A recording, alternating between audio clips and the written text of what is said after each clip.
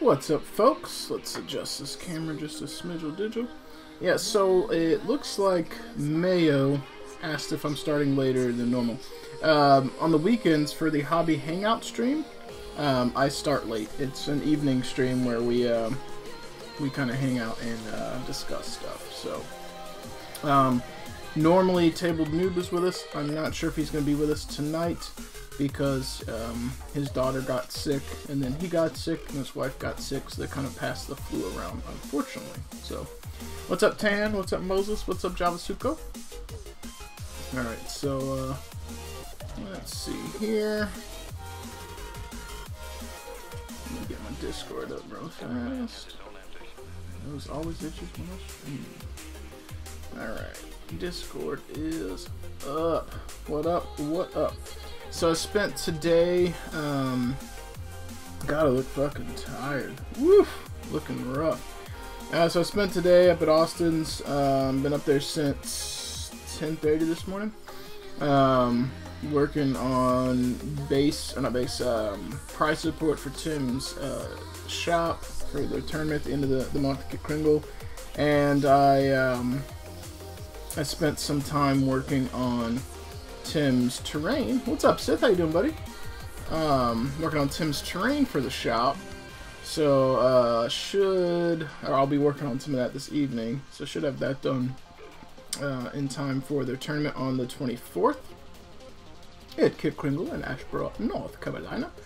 That's what it did. We got some webcam is spazzing out on me. Webcam, I don't need you making me look too much like a ghost here.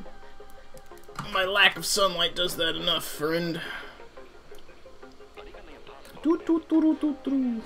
Alright, so, hey, stupid light. Anyways, so we got little boomerangs made for them. We got combat widgets, which have a 1-inch, 2-inch, no, 1-inch, 3-inch, hang on, 1-inch, 2-inch, 3-inch, and a 1/4-inch on this little widget, which is good for, we are the Emperor's chosen. Bob, thank you for your sub, 4 months in a row, I appreciate that, buddy. Yeah, I don't get outside much. I'm not actually that pale, it's just the camera's being dumb. You see my hands on the stream, like my hands aren't like blowing out white, it's just like right here under the light. If I get right there, it's generally okay. Get back here, I look like a ghost. It's ridiculous. Anyway, so we got the combat widgets done. They're really good for charges. You still have to do the charge distances and whatnot, but it lets you know if you make it inside an inch. The 2 inches just there for coherency. 3 inches for consolidations, because you always consolidate 3 inches now. And then the 1/2 inch is just because, why not? You know, if you need a 1/2 inch for some reason, you got it. Maybe War Machine or something. Yeah. So we got that done. We did not get the stuff done for AMP services, but that will hopefully be done on Thursday. We ran out of time, and we put Tim's first because it was slightly more time sensitive. But I went ahead and put that stuff on the prize wheel because if somehow somebody wins that between now and Thursday, we'll just ship it out Thursday. I can explain to everybody what's in there, and then once I get a copy of the stuff, I'll be able to show it on stream. I can explain it to everyone, though. The big prize pouch that we're going to be doing for the prize wheel from Death Ray Designs is going to have the combat widget we just described. It's going to have a movement widget, which is going to have a 6-inch, 2-inch, 1-inch, 3-inch, or 1-inch, 4-inch, whatever it is. It's good for really quick movement of infantry and stuff like that. It's going to have one large dial, 50-cent piece size dial for your big monsters, creatures, whatever. It's going to have 3 small wound trackers or dials that are about the size of a 1/4 or so, and those will be good for keeping track of vehicles or even some small characters. And then we're going to have 6 objective markers in there, and then the boomerang, which is the keeps track of your objective points, turn number, and your command points. all in one little dial for you. So all of that will go in that little packet for people who win. I'm gonna have 5 sets of that made, and then the winner will get that. So when you go to play your games, you just whip that out and you're good to go. Then if you get lucky and you win some dice or whatever, you'll have all the AMP services swag for your tables, which would be great. Also, we got all the other stuff on our swag wheel ready to roll. So, anyways, like I had said before, I don't think we're going to have Tabled Noob tonight. I will wait as usual. I'll do some painting, and we'll wait and see if he does manage to pop in and show up. And then we'll have a discussion. If he does not make it, I will try and wing it through a hobby discussion. This week, the topic was going to be current events, and then kind of focus heavily on what happened at the LVO recently, because that was a hot topic, and we haven't really addressed it in a hobby hangout session on stream. And we'll be able to talk about being an ambassador to the hobby, which I think is really a crucial thing to take away from what happened at LVO. So, when he gets back, if he pops in, we'll talk about it. If he doesn't, I'll do my best to cover it. I don't have all the best knowledge. He's my go-to guy for 40k knowledge because he really keeps up with it, but I'll do my best to muddle through, and if not, we'll talk about the philosophical things that we always do. So, as I've been doing at the start of most streams, I'm going to switch up to the camera here, which, oops, I forgot. Let's turn this camera just a smidge digital. There we go. I forgot I moved it. Okay. I was reorganizing some things in here, moved the camera a bit. We're going to talk about the Dark Angels for a moment. And I have got a new addition here, so as I throw models across the room. So Tan had donated some Hellblasters, and I finally got all 10 built, but these are the 2. This one's the Sergeant. I'm doing a 10-man unit, but I wanted one guy to look unique, or if a combat squad, have a guy that looks like he'd be leading the other one that's not a Sergeant. So I went with this. I mean, someone could try and argue it, but WYSIWYG, it's proper. I went with all helmets on these dudes because I thought it looked cool, but also, given the effort I have put into the Tactical Marines so far, good thing I did find those screws. Actually, Nathan found them and gave them to me. Anyways, after working on those Tactical Marines, I found that doing faces is cool, but I'm going to minimize that unless I really want to do to stand out. And with these, after having painted all those other faces, it was like, we're gonna minimize faces on this unit. So we got those. And I got a few other models built the other day, and I based some models. So let's show some basing first. So here's the this is the Librarian that Joe donated, and I converted up lightly, light conversion here. There we go. So I got him mounted on his base. Almost perfect, looking really good. He's lightly glued. He's on the base so I can play with him until I get him painted. I know playing with unpainted models, just don't have much time to work on my own stuff, guys. But anyway, he's on his base. He's lightly glued so I can pop him off when I'm ready to roll. I went ahead and based my Terminators as well. Again, I'll pop them off when it's time to actually paint the basing, but got them on their bases. Looking pretty cool. Boop. Whoops. Alright, we got this little bro. He's standing up on some rocks there. Got a little elevation, looking cool. Cool. This little bro who has a really cool looking base. He's got a little head back here on debris. Like he's standing almost on a hill, angling. It looks really cool. You don't know exactly what's going on, but I'm sure it could be a fluffy story, narrative behind what's going on. And then the Sergeant, who looks really cool. This base just screamed for the Sarge. There was a crack right here in the base, and you didn't have to cut it or anything. And he lined up perfectly with stabbing his sword into the crack. So it's just like, and then he just starts blasting shit. So that looks pretty fucking cool to me. So we got that. 2 new models put together. They're old models.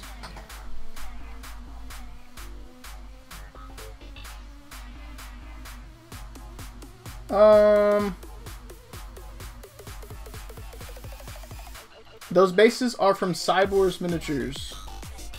Google this. Cyborg's Miniatures. That's what you're gonna look for. Second of all, those two Hellblasters, they come with this stuff. So in the Hellblaster box, you get the pointy hand and you get the gun holding hand. You also get this gun holding hand, which is normally your sergeant's arm, and then you have you know, the pointy arm you could have used. You have a bolt pistol hand that's pointing, and you have a plasma pistol hand that's pointing. This arm here, whole arm and sword, are from the Dark Angels upgrade sprue. Now, I did not use any of the Dark Angels shoulder pads because I want all my Dark Angels to use decal and be cohesive, but my whatchamacallit, my Fallen Angels, they actually have the shoulder pads with the iconography embossed. They're older models, or not older models, older Marines, well, Horus Heresy era, basically. So I want these guys to, you know, to stand out a bit more, so they got that. He just got a little touch of Dark Angel. I also didn't put all the extra heraldry and bits and shit on there because, again, at some point I'm gonna have to try and go for speed with some painting, and I spent a lot of time on those Dark Angel tactical Marines I've got that aren't quite done yet. And I don't want to have that hiccup again unless I really want to take on the time, which, I mean, that stuff's going to take forever to paint anyway. But any little extra corners I could cut for speed would be great. So we've got this guy as a custom captain, chapter master, or ancient. I got this on eBay for a steal a while back. I think I paid like $7 for him or something plus shipping. It was dirt fucking cheap. I think it was less than 15 bucks total. Really good deal for this model. It's one of my favorite old-ass models. I was going to put Cypher's arm on this left one of his pistol arms, but it didn't line up properly. Couldn't get his sword on there very well. Oh, well. Tan will be okay. But anyway, he's going to be one of my unique characters, or, you know, something, captain something, ancient, lieutenant, whatever the hell he's going to be. He's going to be something for my Dark Angels. I couldn't really, without spending a lot of effort, couldn't really like get the Aquila off his base, so I tried to pick a base where I could really work the Aquila into the debris, try and hide it, make it look like it's somehow part of the debris there, which the thing with the broken stuff that's crammed down in between, I think it works pretty well. The last model that I want to show that I built is my favorite so far. I'm gonna give you a little peek-see. It's Azrael, but on this base. How fucking cool is that base? Like, check that out. Now this one's slightly different. It's only got a little bit of the concrete rubble-y stuff back here, and then it transitions into like a techie metal thing here. It's from the same baseline, but this one's more of like an outpost portion of the base. You know, basing materials. You just gotta think if this was a ruined monastery or whatever for the Dark Angels, there would be some metal bits to it. So he's standing there at the top of these stairs looking dope, and then, you know, 1, 2 steps down, he's got the little oh, don't tell me, a watcher. I think it's called a watcher. So he's got his little watcher with him carrying the lion's helm, and there's a little bit of sprue, or not sprue, flash I need to clean off there, but whatever. It was really late when I worked on it. Actually, that one's not coming off. Well, normally that's one of those ones that looks like it would rotate and pinch off, but anyway, I think that looks super fucking cool. Super cool. You know, so he's mounted on a base that's a little bit bigger than he would normally be on. He used to be on the 28mm, and I believe now you would put him on a 30 or 32, whatever it is for Marines. I think it's 32. You know, so whatever. I went, this one I think is a 40. So it's a little bit bigger. They don't necessarily have straight up basing guidelines anymore. And if anyone argues this, then what the fuck ever. It is. This is a cool fucking base. So the people I generally aim to play with are people that can appreciate some cool fluffy things, and he's not mounted an inch off the ground to be able to see stuff. He's mounted that way to stand out as a centerpiece, as he should. He's the chapter master of the Dark Angels, and I think that looks pretty fucking sweet. So that is one way that you guys can definitely spice up your army. Think of some outside of the box ways to mount them on different bases. These are resin, which I like, but when you work on them, think of that, and add in your you know, cool poses and stuff like that, and put that with your cool basing ideas, and you can really get some nice models that stand out. Just even before painting, they already stand out. As a quick update on the TAC Marines, though, we've got our veteran sergeant set up. Where's the little bro? Where you at? I'm gonna find you. There you are. Right in front of my nose, as usual. So here's our two veteran sergeants. Most of the squad is in a similar state as these. I need to do the plasma effects and the little detail on the side of the gun. Some of these other little details, like this little dagger and this little incense thing. You know, but they're in similar states, so it's down to a little bit of airbrushing on glows and tiny details, and then they're ready to get based. Some of them have a little bit of teeth stuff and put a little bit of wash in there, and then hit it with a little bit of white and make them stand out a little bit more. But other than that, I mean, we're getting there. It's just finding the time to really work on them. And I also have the bases for them, resin bases. They're just not mounted yet because I'm going to airbrush those and not pop them back off the bases. I've got to matte varnish these and then hit them with a little bit of silver to make the silver pop back out. And then probably do that after I've done all the glow effects and stuff, and then it's all downhill. Almost done. So yeah. That is the current state of the Dark Angels. For anyone out there who is interested in contributing, I am trying to hunt down 2 units of Scout Bikers. Can't find any anywhere. Wheels McCripple was going to hook me up with some, and his shop did not have them, and he thought they were in stock. So he did end up hooking me up, though. He picked up the Dark Shroud for me, which we knew a few weeks back. He's finally shipped it. And then as a surprise, he picked up the Nephilim Fighter for me, and he also picked up the a unit of Black Knights. He sends me a message after he's supposed to go to a shop, and he's supposed to look for the Scout Bikers for me. And then I get a message the next day. I'm like, hey, you know, do they have the models? You know, while he's playing. And then he's like, well, I did a thing. And then I was like, uh-oh, what? And he goes, well, they didn't have the Scout Bikers. And I was like, no. And I sent him some, like, this is treason type GIF meme thing. And then he sends me a photo, and I was like, no fucking way. And then I was like, well, dude, just tell me how much, you know, I need to PayPal you, and I'll pay for these and ship them on out. And then he goes, don't worry about it. We'll work it out later. And, like, he's sending me models, contributing them basically to the channel for not money. So it's really good, super fucking awesome. And actually, now I thought about it, I gotta give him credits in the stream, too, because he's made another, you know, model contribution to the stream. So, anyways, we are going to grab some terrain here and see about getting a little bit of airbrush work done, because we were doing Rattlekin stuff at Austin's today, and we were not able to get the airbrush out, so I'm going to try and get some work done. He might want some nudes. You never know. Okay, let's get our airbrush prepped and ready.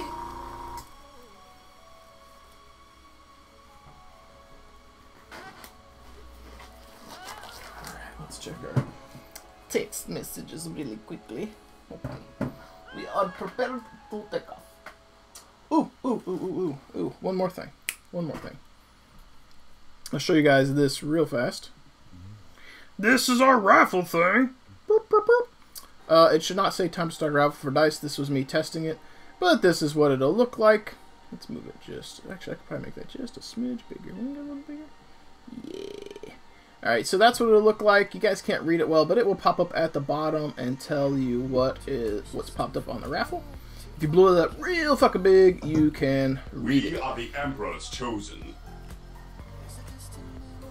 Thank you, Lothar, for 2 months in a row streaming. Man, 2 months you've been a sub. I feel like I just met you yesterday. Lothar is one of our followers from Australia, 2 months in a row.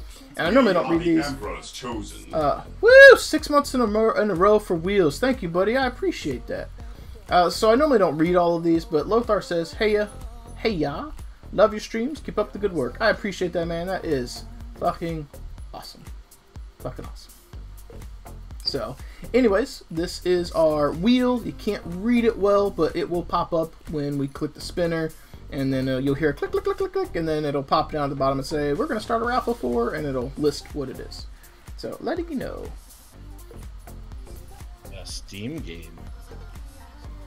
Yes, I have a whole bunch of Steam keys for games. They're not all expensive games, but I probably have 15 at least Steam game codes to give away for some games, and whoever wins, you'll just give me, or you'll send me a message on your Twitch, or I'll send you one, and I will give you a link to claim a Steam code that you just put into Steam, and you'll claim a game, and I'll give you one. So I have a bunch. On what Psycho's talking about, by the way, for the resin casting stuff, Austin, Death Resigns, does this all the time with the Legos. It works. It's good stuff. Now, back to the raffle thing. We're going to tinker with this for a while. Chosen. Bailey, thank you. 4 months in a row that he's been a sub. I appreciate that, buddy. All the subs coming in today. Anyways, what we're going to toy with is during any stream, if we have at least $100 donated, we're going to go to the spinner wheel and spin it. Whatever comes up will be the prize for the stream, and we'll start a raffle right then. So if it's something you want, you can use your credits to buy tickets. If it's something you don't care about, then whatever. Just wait for something else. As things are claimed, these wedges on the wheel will change, because obviously if you win the Blood Angel Librarian, he has to come off, because I don't have the Blood Angel Librarian to give away, because he would have been one. But as we paint new stuff on tutorial days, then those will go on the wheel. So we're looking at adding like Typhus and adding Fulgrim. We've got the Captain donated by Tim from the Custodes to add on there. Stuff like that.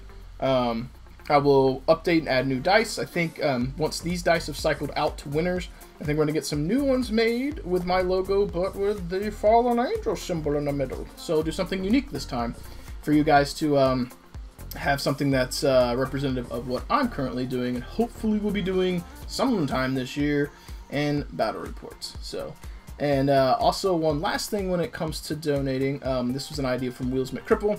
I'm going to make some kind of image with Marbo on it and pick an arbitrary number that's not $1 million. And if anyone donates that amount during the stream, then they found Marbo, and we will immediately do a raffle as well. So there'll be at least 2 ways to start one during a stream. You know, the number that will represent Marbo will usually be realistic, but it will be a random number, and you guys will have to find it. So if you donate and hit it, cool. If we don't, then Marbo is still hidden. If he is found, then we're just going to change the number, and if he's found again at a later date, we'll do another raffle. So this was something he suggested, and since he has donated quite a bit to the stream, I was like, that's a cool idea. I think that's awesome. Alright. Hello, everybody. Oh, Psycho, dude, you're fine, man. Share your knowledge, dude. I've never cast shit. I'm just saying, I don't know if you guys were saying yay or nay to Legos. I just know that Austin has done casting, or not, well, I guess casting, molds with Legos.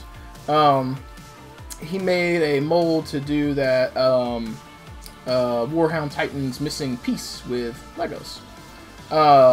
You know, so it works. He also uses the putty clay. That's not an actual clay, it's a wax-based clay, so he heats it up, it makes a liquid, he pours it in over whatever he's casting, and then he, you know, pulls it out and then pours silicone in, mix the mold, whatever. So it actually works out pretty well. No, I don't have enough room for that stuff. I'm sorry. So. Alright, Justin, I got a question about the Marbo. Yes.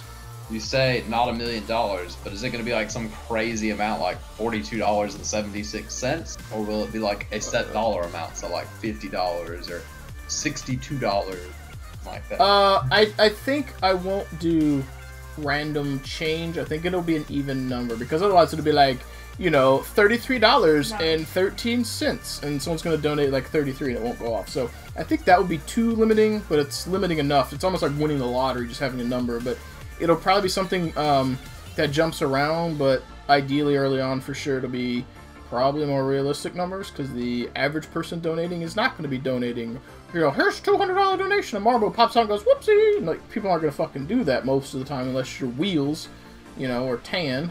So it'll be like, you know, the people's champion who's hiding out in the woods, and it's like, oh, you found me! Chosen.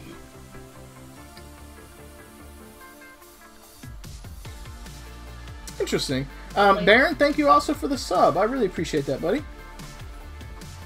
Alright. Anyways, Tim, I've got some of your terrain here that I'm going to be working on while we're hanging out. Oh, snap. Yep. I could really use that terrain today, man. We had so many people show up at the shop for 40K. It was insane. Well, I have all of your boomerangs. That's a start. Ooh. Yeah, they are.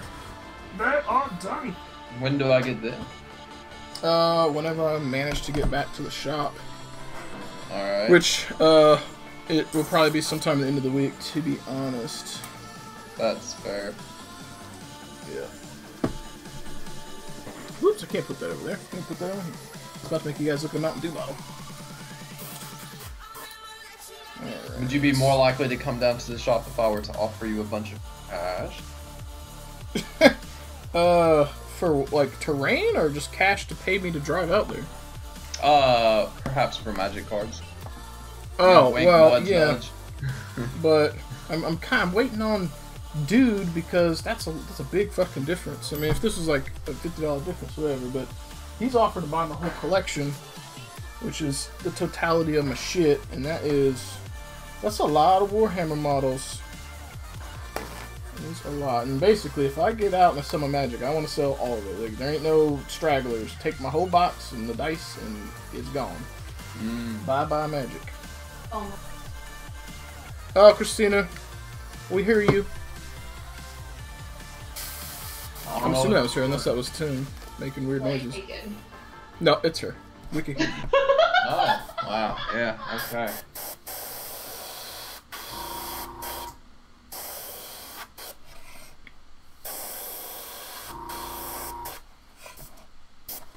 So, Bob's here. Hello, Bob. Hello, Bob.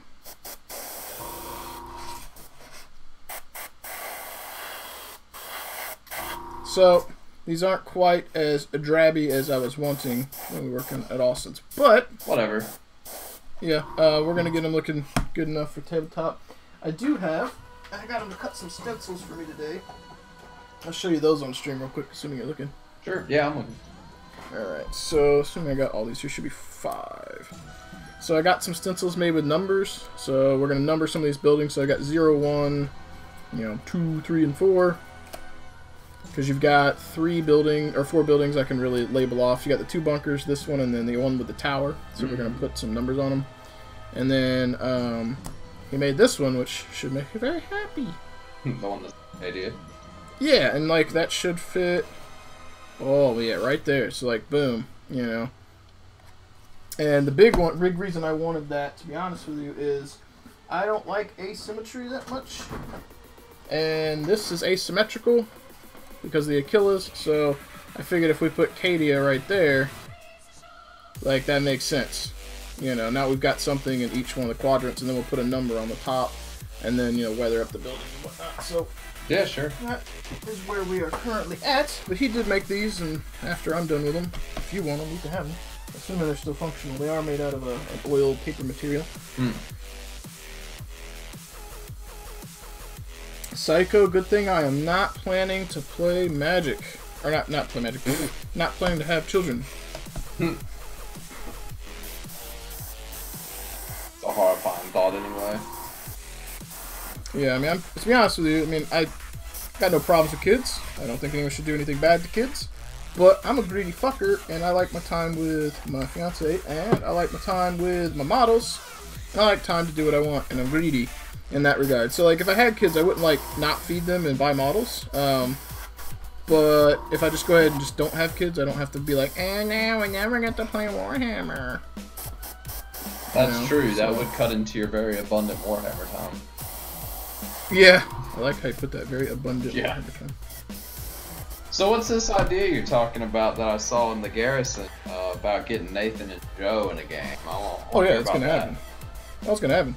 And this is how I'm going to bill it. It's going to be like a boxing match, and I'm going to bill it as the Hobbit versus the Village Troll, and it's going to be Nathan versus Joe.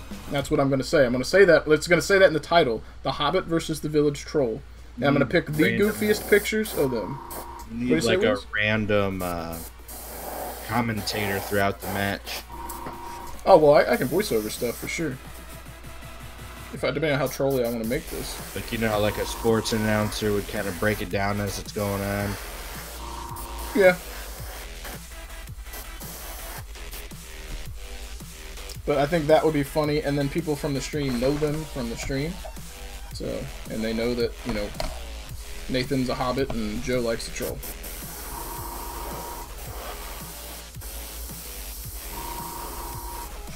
As he does. So, I think that'd be cool. Plus, they both have two armies they can pull from. So, Nathan can play Death Guard, Joe can play Imp Fist, then Nathan can play Necrons, and Joe can play Death Guard. So, I think that. I think one of the times you should make them both build their list, and then they show up, and then you make them swap. Yeah, but then they have to play with each other's models, and I wouldn't want to make someone do that. If they both own the same models, then yeah. Me and my buddy did that once. We both made a list and showed up when we got there, and we're like, you know, let's try something interesting. Let's swap armies. You play the list that I made. It's kind of fun. He ended up playing my Blood Angels, and I was playing his... I think I was playing Orcs. And he decided to Overwatch with Mephiston's Plasma Pistol, and ended up taking Mephiston's last wound and killing him. Oh, wow. This is back in, like, 5th edition.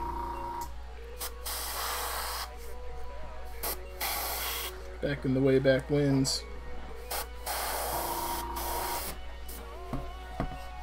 So, Wheels, how's this week treated you? Well, the last couple of days kind of sucked. Yeah, my week's been a little bit rough, but I'm here now, hanging out with you fine gentlemen. Mother Nature decided to shit snow on Michigan, and I haven't been able to go anywhere. That's no bueno, sir. Between Thursday night and Friday night, we got probably about 8 inches of snow, and then it, like, sleeted all day today. That's cool. It was warm enough outside today. You could have gotten away with probably shorts. No, it was 28 degrees today. Oh, cool. It's like 60s here. Be jealous, Wheels. But I went and did a good thing today and made myself feel all warm and fuzzy. Did you get a massage? No. I'm part of an organization that's called Downriver for Vets. We take care of basically the area where I live is called Downriver, and yeah, you do the. Hang on, you said you do like I'm cutting you off for a second. You said you do like the donations of like furniture and stuff.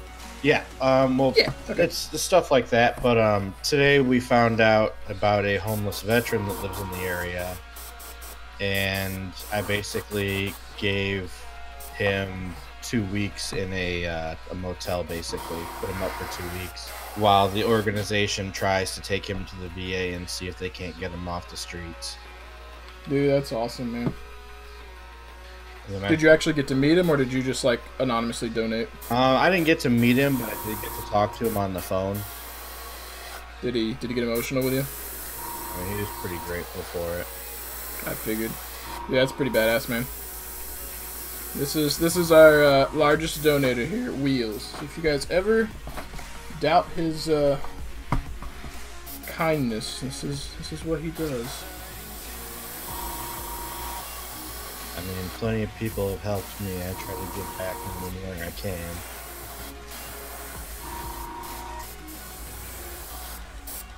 Well, I like to keep a good circle of good people, and I would put you in that circle, sir. Yeah, to be honest with you, some of my friends and family are probably tired of hearing me say, Wheels did this, and Wheels did that, and I'm paying this for Wheels pay. Who the fuck is Wheels?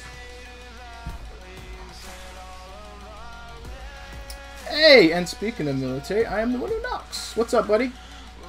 The army vet who's getting ready to come home. I remember some things. I don't remember your name, but I remember your story. that is the story of my life. That's how things work. Oh shit, we didn't pull the tape off that one yet. Okay, that's okay. Are you excited That's okay. for the box of goodies to hopefully get to you tomorrow? Yes and no. Yes, ready to get it. No, because tomorrow I'm probably gonna have to do my tutorial Tuesday on Monday, because Tuesday I will not be on stream. My fiance and her organization that she does stuff with have a big hoopla, you know, Ashboro awards ceremony. It's not just like them, it's like, you know, the who's who in Ashboro will be there. Last year it was like a bunch of people I didn't know, but like they were important people. I don't know them because I'm not important, but you know, they're getting another award this year for something from the organization. She's like, I would really like it if you come with me. I'm like, well, you know, if I won an award for painting, I would like for you to make it. So if I'm going to shift my work schedule for something, that seems like something worth doing it for. Gotta have the priorities in the right places. Yep, and she has the womanly goods in the right places, so that is also good for me.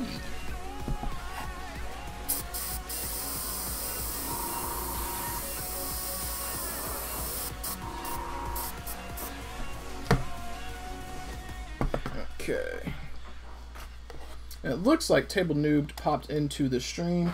We'll give him some time to see if he pops into the chat. If he just not, did. then we'll continue. Oh!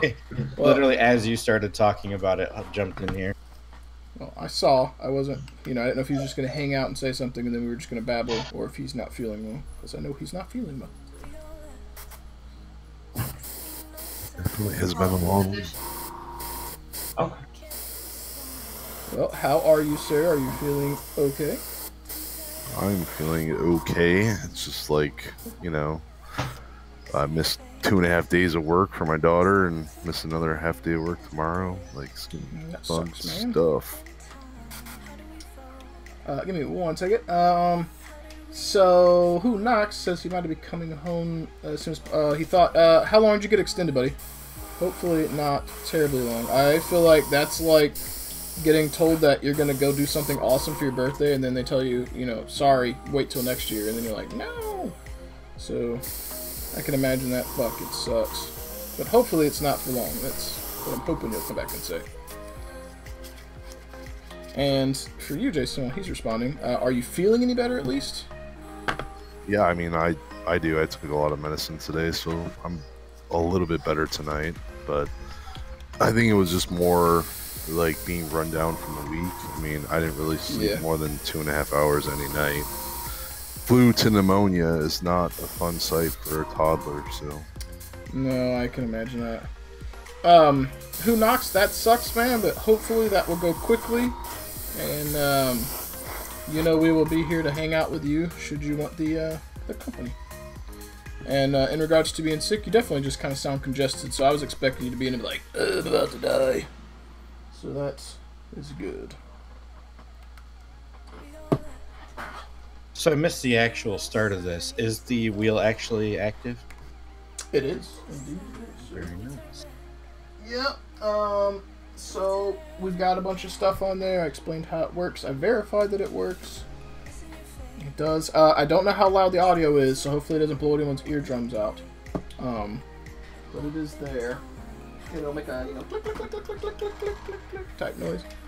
Yeah, so we'll see. And I owe you some credits for the stuff you're contributing to. So, I talked about that earlier because I gave a an update about the Dark Angels. Which, Jason, did you see the Dark Angels update? No, I just signed on. Okay. I'm going to draw your attention to the screen for a moment and show you my Azrael fucking pose. And if you aren't stoked for this, then I don't know what would get you stoked about a Dark Angels model. I know he's named, you don't care for name stuff, but that's like the coolest fucking thing I could think to do for him and the Watcher. That's pretty sweet. That's pretty cool. What size is that base?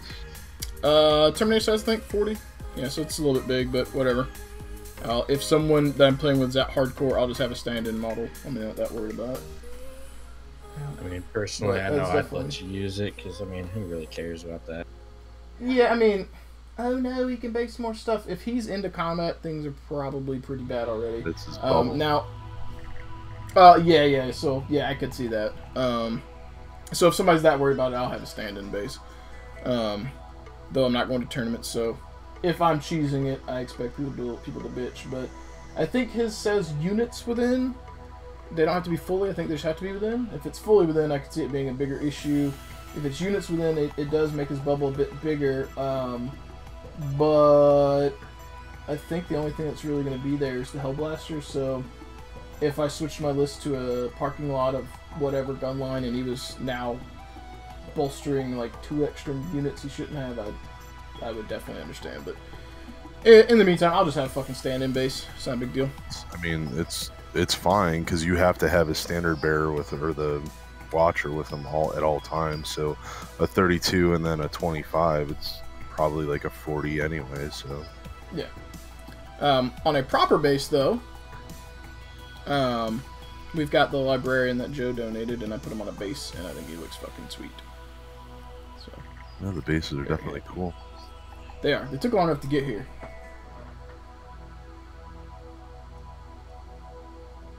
Yes, I'm bartering with your stream. You are. Who knocks that? That sucks, dude.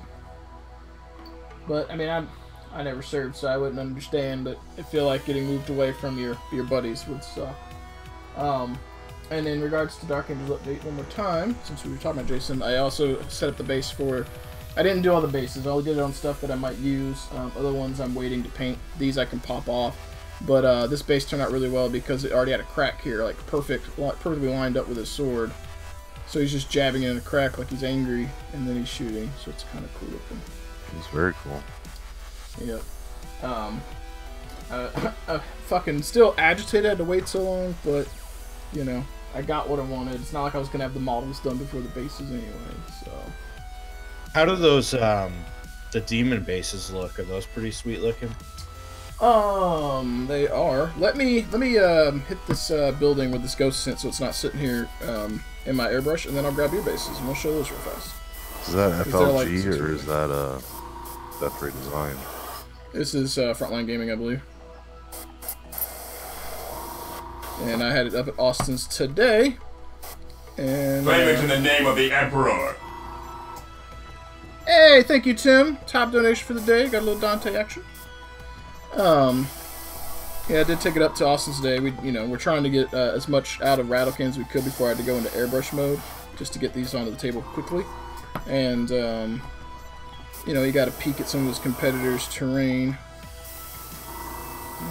I do think he's going to send me with some terrain to host a game day or something at Kit Kringle so people can be exposed to what he does. Because I know Tim's here. He's shops get his stuff at the wholesaler price or whatever he calls it. So if Tim wanted to stock his tables with Austin's terrain, he gets it at the shop's price, not at retail. So he would like people to see the difference in details, but he did help me with it. So I was very grateful because it sped up the process because he is much better with the rattle can stuff than I am. Yeah, I'd like to get some of Austin's terrain too, and since time had not been of the essence, that's what I would have done. So I'll probably, once I have a little bit of extra funds, that's probably what we'll do, because I think the way things are going, we're going to need the table and more terrain pretty soon. Well, he's you'll definitely be able to stock up because you can get his Rapid Vanguard set, which is more pieces than what you got right here, and it retails at like I think $100, and you would get it at the shop price. Whatever that is.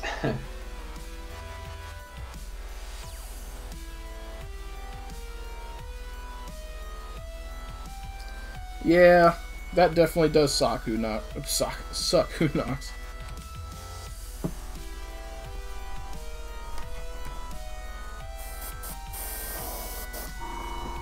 That almost Well, it's sounded good like you guys had a Japanese from bunch you. of. What'd you say? Talking like that, whatever you're trying to say, almost sounded Japanese for a second. Well, maybe I've been practicing.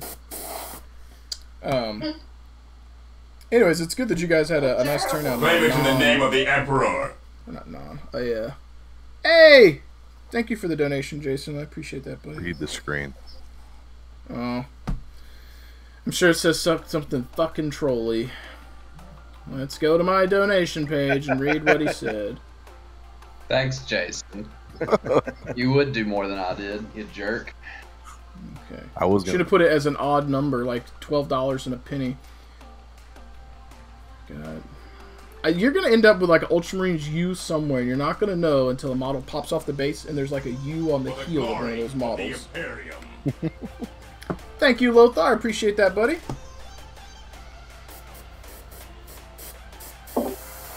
People fucking believe that shit when you say it. Damn it. Hello, Bob. Bob! Bob hath arrived. Alright. Oh shit, we're getting there. So yeah, that puts us at $32. We need 18 more dollars, and then we get to spin the wheel.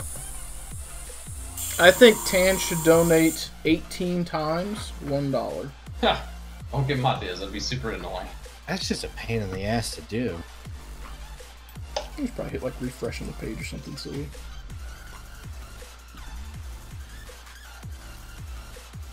Man, I got more credits than wheels. Nice.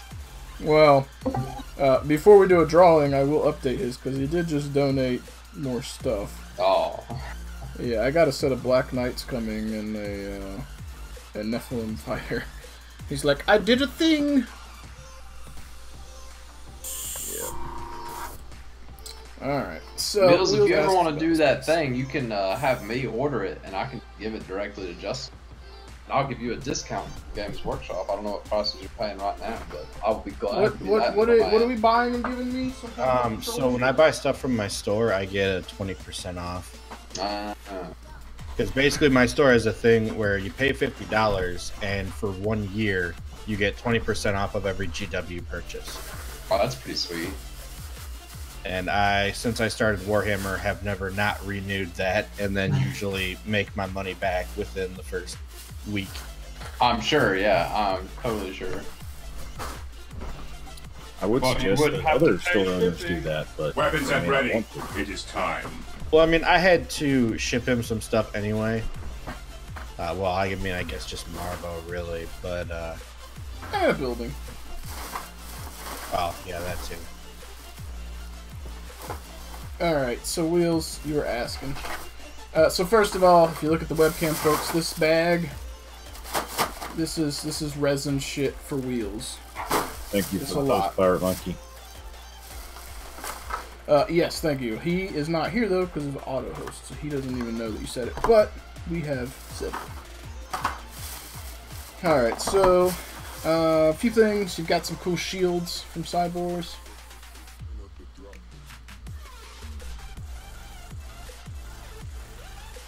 Well, So, that plastic bag looks real familiar. Where'd you get that? it's probably from you. Yeah. And Wheels, who Knox was talking to you specifically. Well, he was just saying I might understand what he's about to say, Oh, yeah. which I what would they're not. doing really sucks. I understand it. Yes, it does. That's true. I forget Bob's a military man, too. Yeah, and Tan, that would be unethical and illegal. So we've got Cyborgs Miniatures here, and we've got Micro Art Studios. Yeah, So because this you were saying is- they looked really similar. They do. This is a Cyborgs Miniatures with demons crawling up out of the ground, which is pretty cool. And actually demons across the border here too, which I did not see. So it's actually really kind of cool. Yep.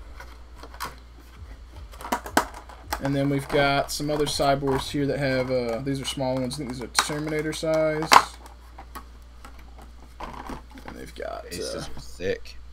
they are, yeah, well, and they go, I mean, they're upraised. So yeah, you've got where the base would be, and then everything pops up, which is why I like them, because they're real scenic and thematic. So you have these dudes crawling out of the base. It's cool looking. And pretty much all some variation of that, looking very similar. That's actually, yeah, it's actually the same exact base.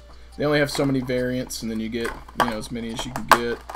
Now these other ones, this is just a small portion. Oh yeah, he's talking to Who knocks? Yes, these other ones are Micro Art Studios, and these are slightly different demonic bases. Rock is similar, but they have like faces climbing out, more of a pool style. Yeah, little teeth thingies. Yeah. But they don't look terribly far off. Like, that one looks really good. Like, that's a straight-on face. So, yeah. I dig them. I think they'll match pretty well. So that is yours. You also have a bunch of models in there as well. Oh, I bet. Yeah. You've got your, so from another company, you got your high-tech miniatures. So there's Gabriel. And the Ark Father, which is supposed to be the Emperor of Mankind, I think. So, yep. And they sent me an extra body, so I'm going to convert him up from your Sanguinary Guard conversions. We're going to have extra wings, so I'm going to put wings on this guy. I've got an extra shield arm from my Dark Angels for the left. Got an extra Terminator arm for the right. I've just got to find a melee weapon for it, and then we'll do this as some kind of giveaway. Since they sent an extra torso with the stuff, just no arms and stuff, no wings, so we'll have to fashion the wings on there. But I think it'll be pretty cool.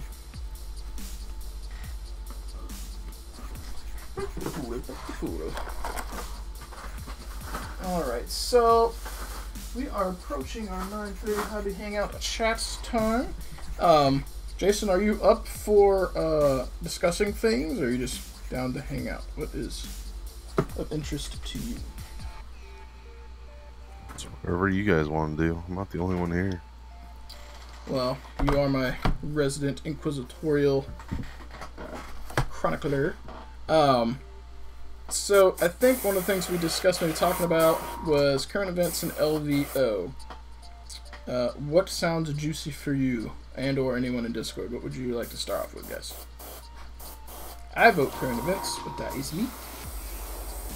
Which will transition over pretty well. I mean, we've talked about the LVO stuff, but I think it's worth talking about in a organized fashion, so to speak. So we've kind of hit it, but not actually had a discussion dedicated to it. Isn't that one of the largest 40K tournaments too? This is a number I think I got right. I believe it was 500 40K players. Is that right? Yeah. And Well, I do have that. What is that?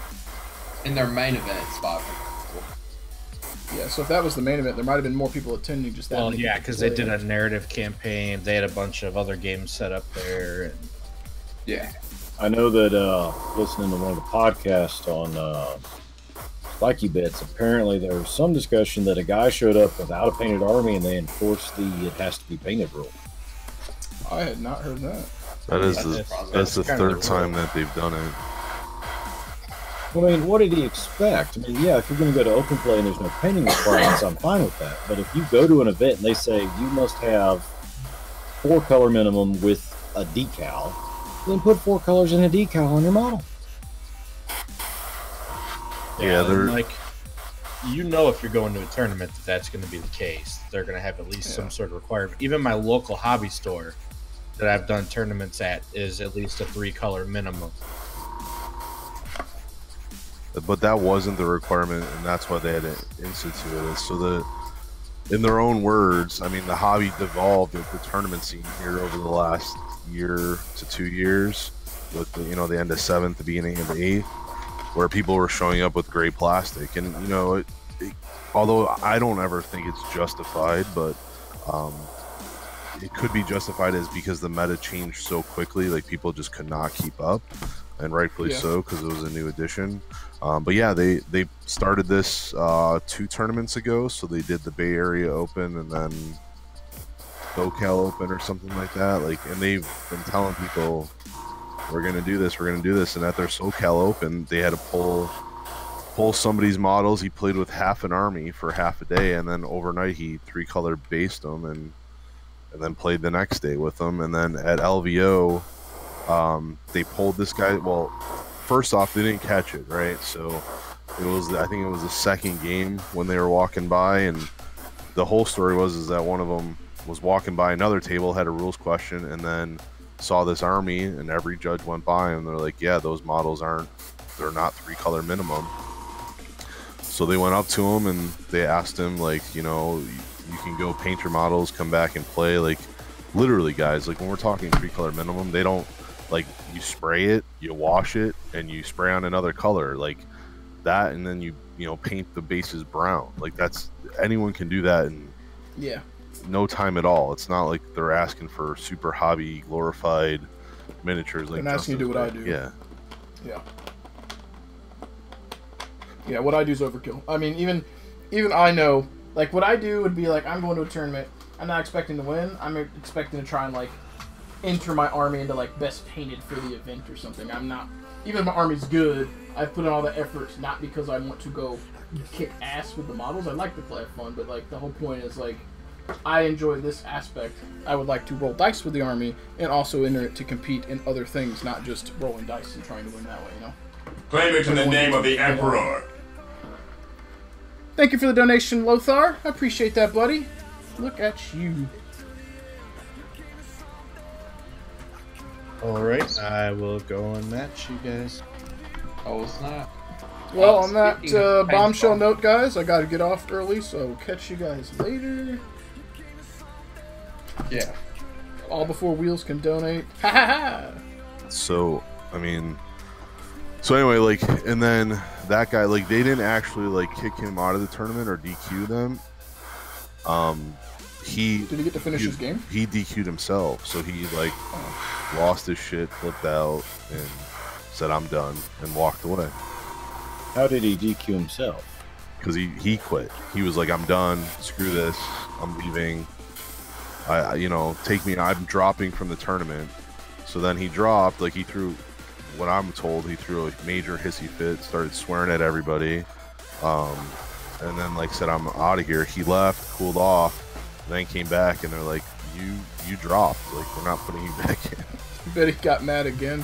Claim it in the name of the Emperor. At that point, good for them for not letting him back in. Yeah, I agree. Like, we tried to handle this, you blew up at us, so at that point, no, done. Alright. So, Wheels, Wheels, if you want to donate, like, $1 more, you'll be the stream boss again. Just saying, otherwise someone's going to snipe it. I mean, I'm not trying to loot you for $1. Alright, well, someone, you can take Wheels down now. Let's go ahead and bring up our spinner wheel. This will be the first time! So, anybody else going to play on the fact that a Wheels donation just triggered the wheel? That is true. That is very clever, Wheels. Good job, sir. Alright, so here's what we're going to do. Hopefully this doesn't crash my shit. We're going to hit a button. Oh, here we go.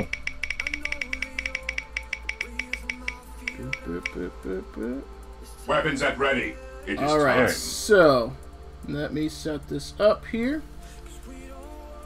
Alright, so it came up as black and red dice. Let's set up some stuff here. Toot, toot, toot, toot. Let's do our normal.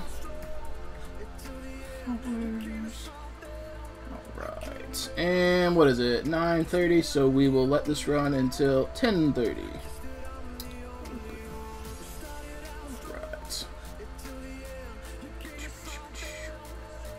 Perhaps you should show us the black and red dice? Yep, I've got to grab them. They're under stuff. Oh, I expected models to come up. They did not. Give me a moment, fellows. Okay, stop making old man noises. Oh, dude, I feel old. Alright, let's grab this here. No, don't die, models. Alright, here's our Sacco dice. Let's go up to the correct screen. Whoops. Not that one. You don't want to see my ugly mug. So, winner's going to get a set of these, and by set I mean 10 dice. There you go. And unless you are overseas and the shipping's crazy, shipping will be covered. I shall send them out to you. Roll some of them. Let's see how good they roll. Probably not very good. Watch, I'm going to roll something amazing. Oh, that's pretty average. Slightly above. There you go. Uh-oh, look at this. Now, I won't roll these if we were actually playing a game, Bob. I guess it'd be terrible. So we have an 8, a 6, and a 7. Yeah, that's about average. That was a bunch There's of a saves on a 9. tactical squad. You'd be By the doing way, right. all you people who play power armor armies, I hate every last one of you. Yeah. Not bad dice rolls. For the Only one glory of those would of have the resulted in a dead Imperium. model. Yeah, 2 of those. 2 of those Well, result in a dead Well, model. now. Which For anyone means else if you're who's- playing Primaris, I killed 1 model. Nope. I just rolled all saves but 1. You killed a half a model. No, you had a 2 in there. So on a power armor, Oh, no, it that's a- didn't. Just kidding. Don't look, Bob. I did have a 2. Alright, so here's what the green ones look like. Very dark angel-y.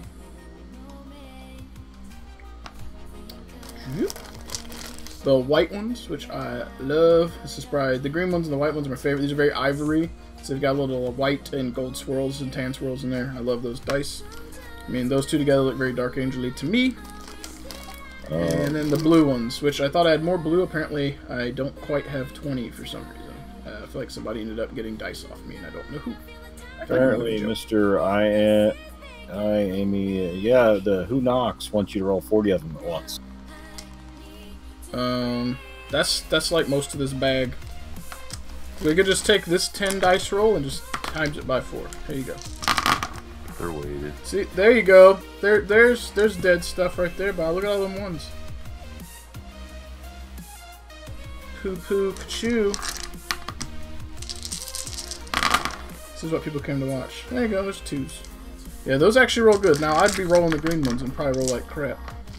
But anyway, those are the dice.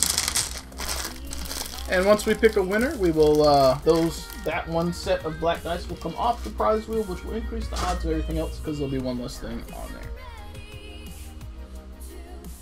Javasuko, you did win blue dice once. You are correct. Is absolutely correct.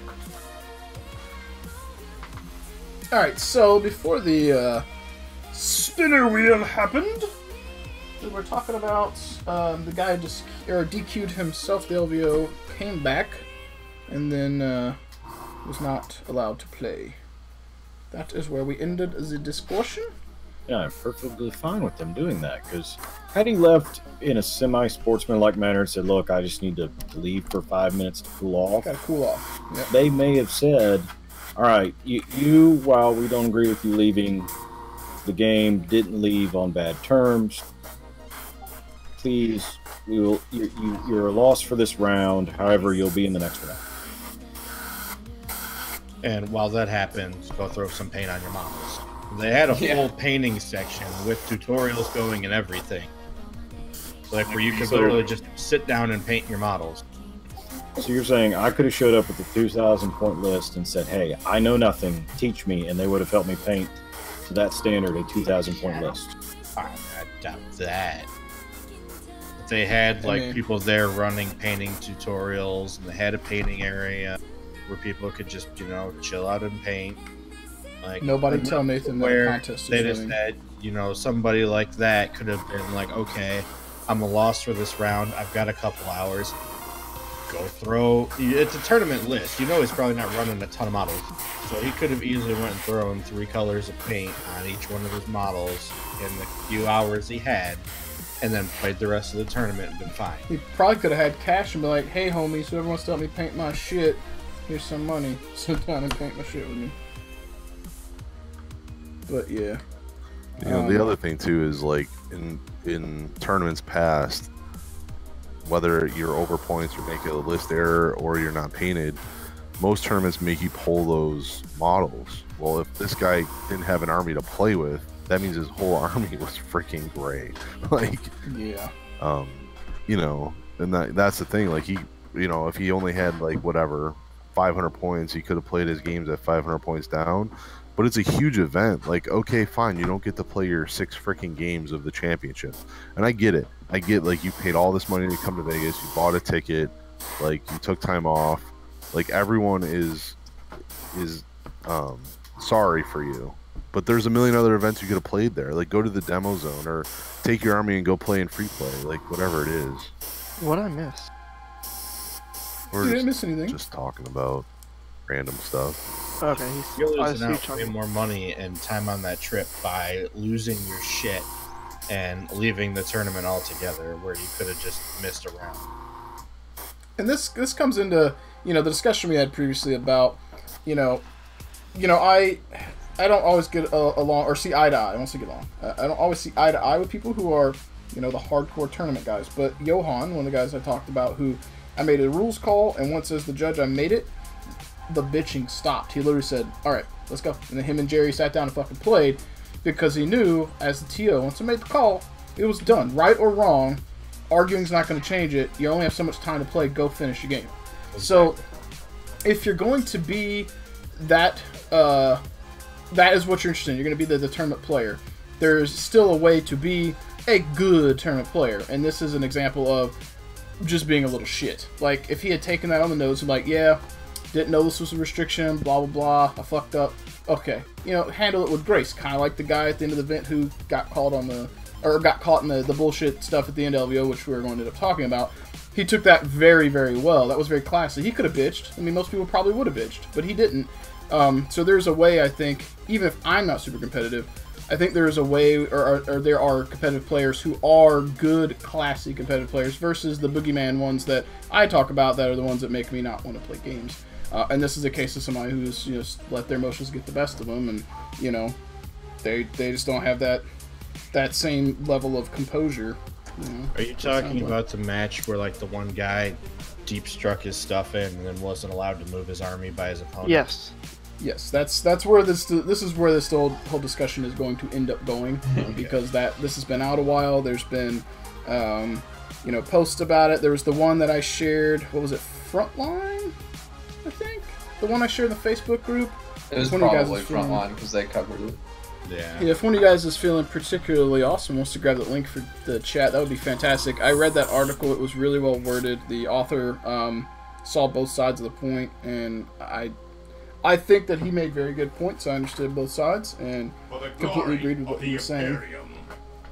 Dagoon, thank you for the donation, buddy. I appreciate that. I mean, I personally agree with how that was handled. Wow, look at that, Tim. Because, I'm sorry, yeah, in a more friendly game, if my opponent does that, sure, I'll let him go back and move his stuff. But in a tournament setting, like, sorry, but all right. Well, so before we go there, like this is brought up. So if anyone is listening to any of the 40K community, competitive, not competitive, it's brought up a bigger picture than just what happened at this tournament that I think is a better subject to break into as we go to talk about these two, and that is the ethics of 40K. So like the ethics of playing a tabletop game with an opponent, and that's really what it comes down to here. Now, what Wheels is talking about, so anyone that is lived under a rock the last 2 weeks, and in the finals of the LVO, the top 8, there was a game where a gentleman and the guy that made it, one of the gentlemen that made it to the finals and another gentleman were playing, and they had previously talked about playing with intent. So what that means is the game is so complex that what you do is like it's implied that I want to do X, Y, and Z. So this gentleman, the guy that ended up by winning, is helping his opponent measure everything. So he is literally helping him figure out where his deep strikers can come in, his movement phase. So the one guy puts down his deep striking assassin. I want to say it was a Calexis assassin, and he just sets it there, and then he starts to move his army. Now his army has no shooting; it's a 100% assault army. So he goes to move, and the guy that just helped him measure everything says, "You can't do that. Deep strikers come in at the end of the movement phase. Your movement phase is over." That gentleman, the gentleman that can't move everything, is like, all right, the game's over, and then he thinks about it and realizes that there's thousands of people watching him and says, all right, I will continue to play him. And that then goes to the championship round, where that same person that called out that guy for placing his deep striker is playing for the championship, and $3,000 of the championship of the LVO He moves his Shining Spears, and for those that are unaware, Shining Spears have a stratagem in the Eldar book that allow them to move, advance, and charge in the same round. That stratagem must be played in the movement phase. Well, he does not play that stratagem. His opponent lets him go through with it, and then when he goes to assault with his Shining Spear, says you can't do that because you did not declare the stratagem in the movement phase. So he got called out on it and basically lost the game, lost the $3,000, and threw a little bit of a hissy fit. So that's. And I think to key on one thing that Jason's getting, and I'll let you continue. The big difference between this game and the game before, which was the one that's being heavily talked about, was, and I really want to emphasize this before we continue, they agreed at the beginning of that game to be, with the intent. This is the intent, which, for a lack of better words, we're being more casual and loose with the rules because it's going to be more fun. We're going to get through this faster, and we can speed up the game. It's like trying to bog down someone in Magic because they untapped before they drew or drew before they untapped. Like, you're being too much of a stickler. Just play it out. They agreed to be casual, basically, and then the guy called him on the bullshit. And then, called him on the error in timing, which would have changed nothing of his turn. That guy just would have been placed at a different time. That's it. And then the next game essentially makes the same style of error, and his opponent calls him on it. But he got mad. And in the previous game, the other guy took it on the nose, which was exactly what I was talking about. He was super cool. Continue, Jason. Sorry. I just really want to emphasize that whole aspect of it, the irony. So that little sequence is sparked in the whole community. Oh, and by the way, the guy that took it on the chin got $5,000 from an outside source that was donated to him for being a good sport. So was the I believe CEO of Riot Games, or someone high up in Riot Games. That's League of Legends, for you guys that don't know. Big esports company who was watching the live stuff from LVO for a miniatures game, was watching, donated $5,000, and according to the article, the guy who won the money donated it to a charity, and then his business he worked for supposedly matched that donation. So he did not win the event and netted $10,000 for a charity. Super fucking classy, man. Super. Well, classy. Apparently the video I watched left a lot of that context out of the video. Yep. Yeah, the video that you watch is a clip of the last game, and everyone comes across as a little douchey. I watched a video where the guy was going through and talking about it, but he left out the before intent thing and how it went on to the next game and played out. That's why I want to emphasize it, because if you don't know that happened, then your response makes sense. But once you know it happened, you're like, that was a little douchey. Yeah, once you learn the context, it changes things completely. Yeah. And to McCoy's response, yes, he may have won or may have still lost. It doesn't change the fact that it was still douchey. It was a douchey thing, because he almost baited him into it. They had the agreement ahead of time. Then he was helping, and he knew the whole time he was helping that as soon as that model was placed, he knew that the guy was probably going to go move all the models, and then called him on it. He knew he was baiting him into that. That's the problem, in my opinion, which is what Jason's getting at, is the morals of 40K. And I believe at the end of that article I'm talking about, the crux of the issue, what Jason's calling, morals in 40K or whatever, is essentially, how do you want to win in 40K? You can still be that competitive guy, but promote a fun environment. Doesn't mean you have to play a cheesy list. But do you want to win because you had a good game? Or do you want to win because you're pulling those types of shenanigans where no one has a good time? Or that guy took it on the nose and did really well with it. But if that's what becomes the standard for 40K, more people are going to have a bad time than are going to have a good time. That's what I'm getting from it. Versus when they were streaming all the non-top tables and you were getting a completely different experience. Had that tricky bullshit made that dude quit playing, there's dead air on stream. That's not fun for the two people who came to play. It's not fun for the people coming to watch. There's a difference between, like, you activate my trap card and this is my plan at winning because this is what my army does, versus I called you on a technicality, ha ha ha. And then I think that's probably why he got the donations he did, because they realized, ha, that's bullshit. You might have stood a chance at winning. You didn't, here's money for being a good sport. That won't always happen, but I think that's really reinforcing this is the good stuff. Like, this is what we want to see. Good sportsmanship. There's and everyone's got the different link that opinions. you had posted on Tap Garrison. Thank you. That is a really good article, in my opinion, and I don't read a lot, but that's a good article. The guy does a good job of addressing both sides of the issue. And in my opinion, I don't think he was really, like, shitty to either guy. He wasn't, I feel like he might have leaned more towards the guy who got kind of, you know, screwed over, but he wasn't particularly mean to the other guy, really. He wasn't like, oh, it's a douchebag. It was just all around a good read, so. Yeah, so the gentleman that writes that article is In Control Robinson, so he's a huge Twitcher. He's played StarCraft for a long time, so he's well connected with like how this stuff works. So, but the bigger picture and what's storming all the podcasts, all the Facebook groups, for those of you that have been watching, is so like how are we supposed to play the game? Like what's right and what's wrong? Because you know, Wheels made the point that before we went down the tangent of explaining what happened, he's like, listen, it's in a tournament and you made a mistake. You made a mistake, right? Like, so that's not what the intent is. Like, listen, if we're going through the game and I have to move, I don't know, my librarian within 6 inches of your unit to get bonuses, and I fail to move him, and then I'm halfway through my assault phase, and I'm like, oh crap, I forgot to move my librarian. No, you don't go back. But if it's all in the same phase and it really has no bearing as to, like, what's going to happen, I mean, that deep striker, that guy's going to move his people around so that deep striker can still come in at the same time. So it's like playing with that intent, playing with that I don't know, like good spirited. And you know, the point that I want to make, and then I'll let everybody else rant on this, is 40K, although we've talked about, like, we don't like to play, a lot of us don't like to play competitive here, but 40K was never designed to be competitive. It has grown to be competitive.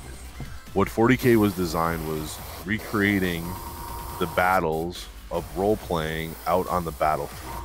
So at its heart, it is a role-playing game.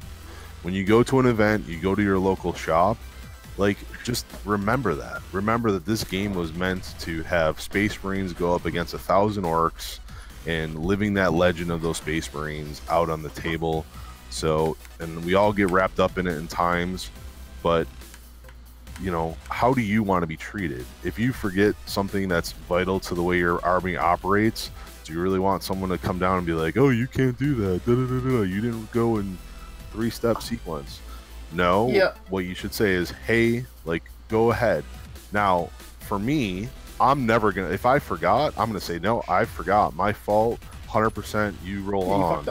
But you know, giving the people the benefit of the doubt. And it's a game. Like, the game only becomes balanced if everyone plays the game the way the game was meant to be played. So it's really not balanced when you forget stuff. Yeah, and I think, and here's my deal. This is not a 100% clear-cut thing, in my opinion.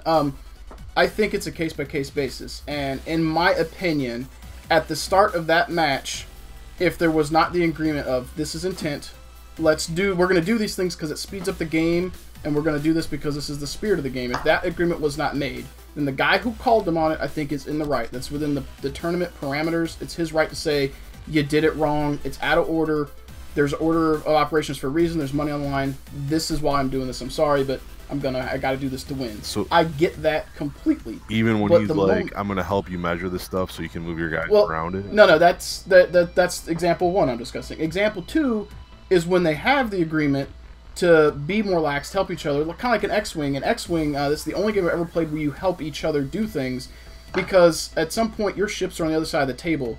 Your opponent could come make you move them, but in the videos I've watched of big tournaments, if your opponent is cool, or if you are comfortable with your opponent moving your models, they do it for you, because they're on the other side of the table. You watch them, you make sure they aren't cheating you, or wiggling your models wrong, and they do it.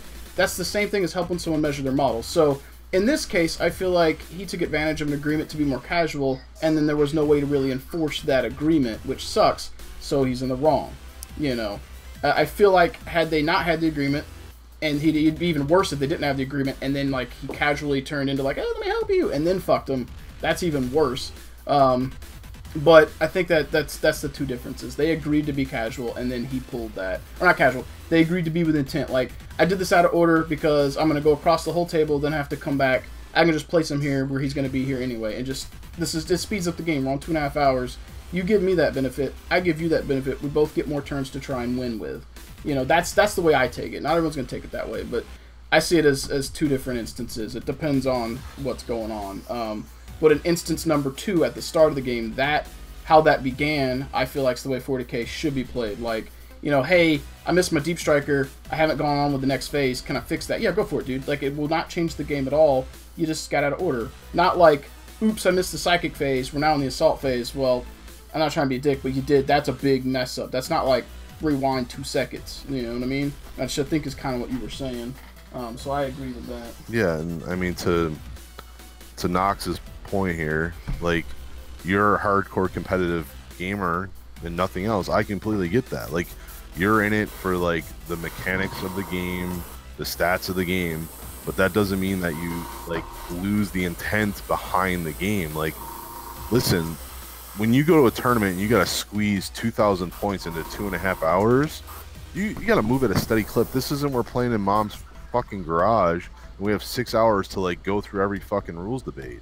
You just can't do it. So like, when you want to play the game that fast and that competitive, you got to be willing to give and take and let people like quote unquote make mistakes. So I mean, and it's not, that's not even like that. What was there was not even like a big mistake. It wasn't like a, oops, I forgot a stratagem, or, you know, that was way out of order. Or in War Machine, it's not like I was supposed to feat and I'm already at the end of my turn. Oops. Like, this was just literally order of activations. Like, basically, it was so trivial. It wasn't like a oops, I forgot I had an invuln save 3 turns ago. You know, like this. It had no bearing on the game. Like, and like you said, he just placed it out of order. Doing it like that speeds up the game because you're not sitting there constantly trying to make sure that you've got room for that Deep Striker to come in next. yeah, like, He's essentially place holding for where he's going to come in. I mean, which in War Machine, they allow you to use proxy type things. So, like, if I want to move a model, I could place an empty base where that model would be, so I know where it is. Well, in 40K, that would have been the nothing same thing. against it. So you'd rather him have done that, like, just, oh, here's my 32 mil base, I'm just gonna place. Oh no, it I'm here. not. I'm not saying he should have to. I'm saying the only difference between that is he could have had a blank base or the base with the model. It's not like the model had a teleport homer or something that would have impacted the movement phase that shouldn't have been there out of order. There was nothing that would happen. So yeah, he could have placed the empty base, then placed the model. But advantage in the game, then there's no reason for the turn for that to be a huge deal. Like you said, if it's an all assault army, I mean, it's not changing anything, so it doesn't need to be a big fuss. Yeah, like, it would be different if, like, this librarian's gonna deep strike in and cast this power on this unit who hasn't moved yet, who would have moved before he came in. Like, then, yeah, that's out of order, that makes sense. This case, it doesn't make any sense. So, he could have placed the proxy, then put the model, but since nothing would have impacted, he could just be like, can I put the model here so I don't have to take an extra step? Like, it's the same fucking thing. Yeah, I know. I've done that a few times where I go over and I drop my Deep Strikers in first because, you know, I'm playing my Blood Angels, and it's not going to matter, and it's faster for me somehow. Her water bottle. So, you know, I'll go over, place my models, and I'll move my whole army up. It's like, it's an assault army, nothing's going to change. Yep. Just for the sake of time and everything. And, you know, here's the other deal. So, again, even more props to so he did take advantage of his trust, which it would be the shoe would be on the other foot if the other guy had done it, and then, you know, the douche was not the douche. But here's the ultimate thing that you guys will notice. I come back to this a lot. What's happening in a tournament, the tournament packet, the players, both of those need to come together, and what is being promoted is a game that's going to be fun and enjoyable for everyone, even if it's hyper competitive. The intent should be encouraging the maximum number of participants possible that are playing the game. At what point do you draw the line where something like this happens and that player like legitimately goes, okay, you caught me, I'm probably not going to win because of this, I quit? You know, yes, it is for the top tables, but the intent at this event, whether there's $3,000 or $30 store credit online, the point is you want people coming in the store, the convention, the tournament, with their painted models to play the game with other players, because that activity gets people to come to your store or your convention where they spend money. These conventions aren't just held for people to hang out. A lot of money fucking changes hands there. A lot of vendors go there. The fucking hotels make money. The whole point of this is because people get to congregate, but businesses have a stake in it. If there was no money exchanging hands, these conventions would not be very big. They get bigger because people see the business side of it. The moment that the people that are encouraged to go stop going or don't feel like they're getting their money's worth, that's a problem. And in this case, like, you could win the tournament, but even if you lose, like, let's say day one you lose X number of games, you know there's no way you're going to win the tournament. You could drop, but if you're there, it's your vacation, you want to play games, you want to play your 2.5 hours every time it's time to play. That's the whole point of being there. Like, if you're not there to roll your dice and play the game, you're only there to win $3,000, there's a million other things you could do to win money. You should be there to play the game, in my opinion, and try to win the prize if that's what you want to do. But if you're not, then why are you fucking there? Don't miss your chance to win Mr. Wobbles, the pew-pewing titan. Is that still fucking... I fucking took that thing out. Hang on. I took that out last time. There's another one? Yeah. Let's do this shit. Oh, okay. Yeah, okay, I get it. I took out the first one. It's the giveaway. It's still saying Mr. Wobbles, my bad. Whatever, it's going to say that until we do the drawing. The wheel deal, right? Yeah, wheels up. And I mean... Well, you got to donate $100. So I think right now you'd have to donate like $98.48. Yeah, and the one who knocks, I would have to disagree. I think they are two separate worlds, but if you cater to the competitive side and 10 people show up to your tournament and you make X number of dollars on the entry fee, you know, that's what you get. Just pure business. You alter your rules pack a little bit that makes it still good for the competitive side, but more open to everyone, and 20 people or 18 people show up, and 2 of the hyper-competitive leave because they don't like the rules packet. You're still netting more money for the shop. So by drawing that line in the sand, you're dividing the group when that's fucking bullshit. I'm sorry, I'm not trying to be a dick, but it's bullshit. You should be finding the common ground, because the casual players should want to go to these events. Yeah, they may not place, but as Jason said, and this is me being hypocritical because I'm not competitive, but as Jason would say, go to this event knowing that you're not going to try and win. You may take a loss or two early on, but then you're going to be in the mid-pack with the other people who are there with similar interests to you. I would rather go to the LVO when there's 500 or 1,000 people than go to the LVO when there's 100 fucking neckbeards just there to win the money. That's not fun. That's just the douchey of the douchey. That's not 40K.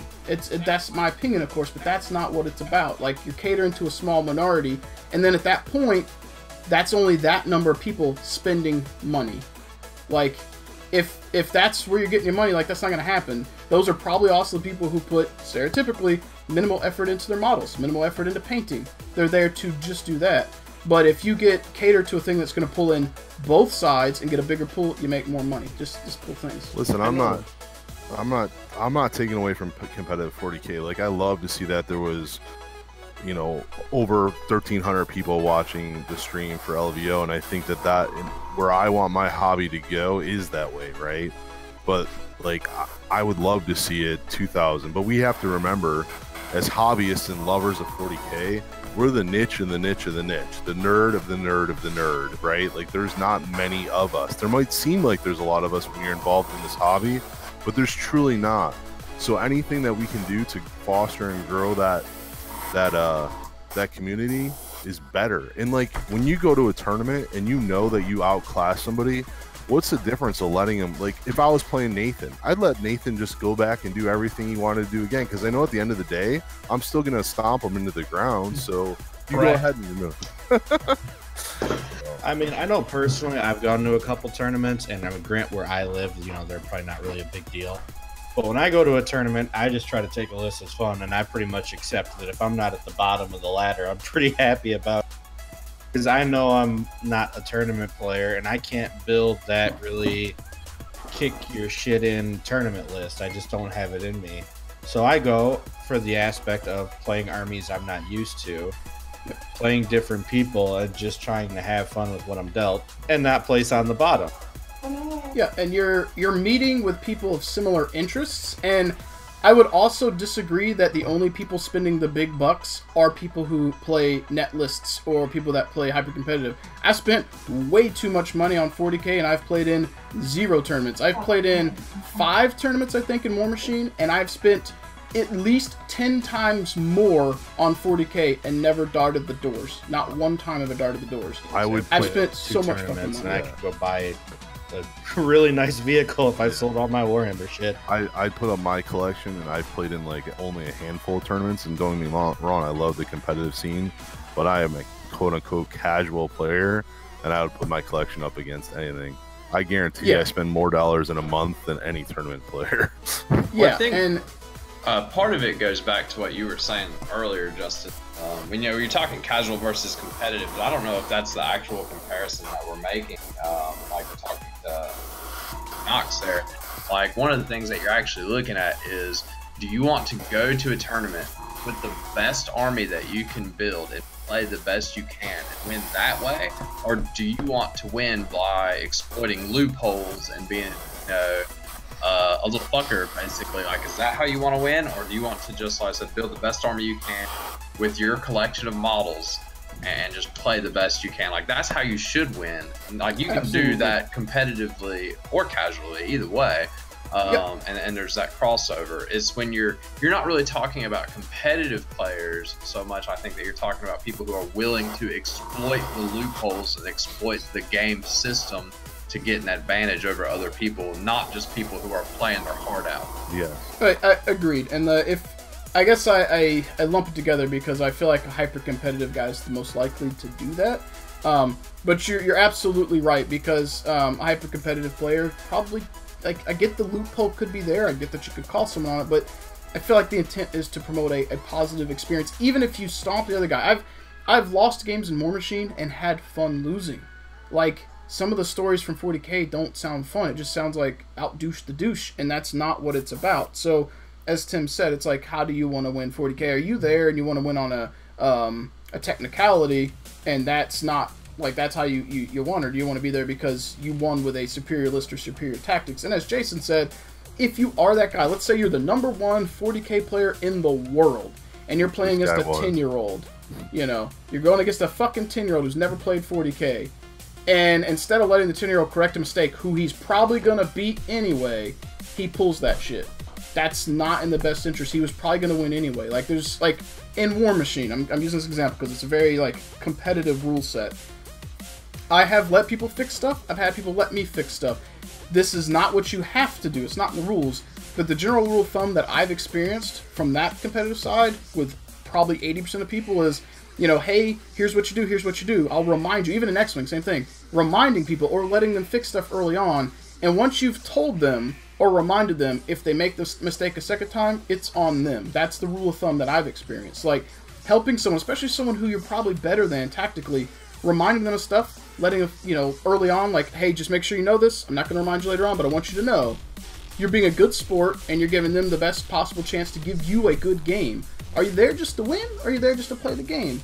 That's the real argument. If you're just there to win, then you could go play fucking Chinese checkers at a fucking elementary school.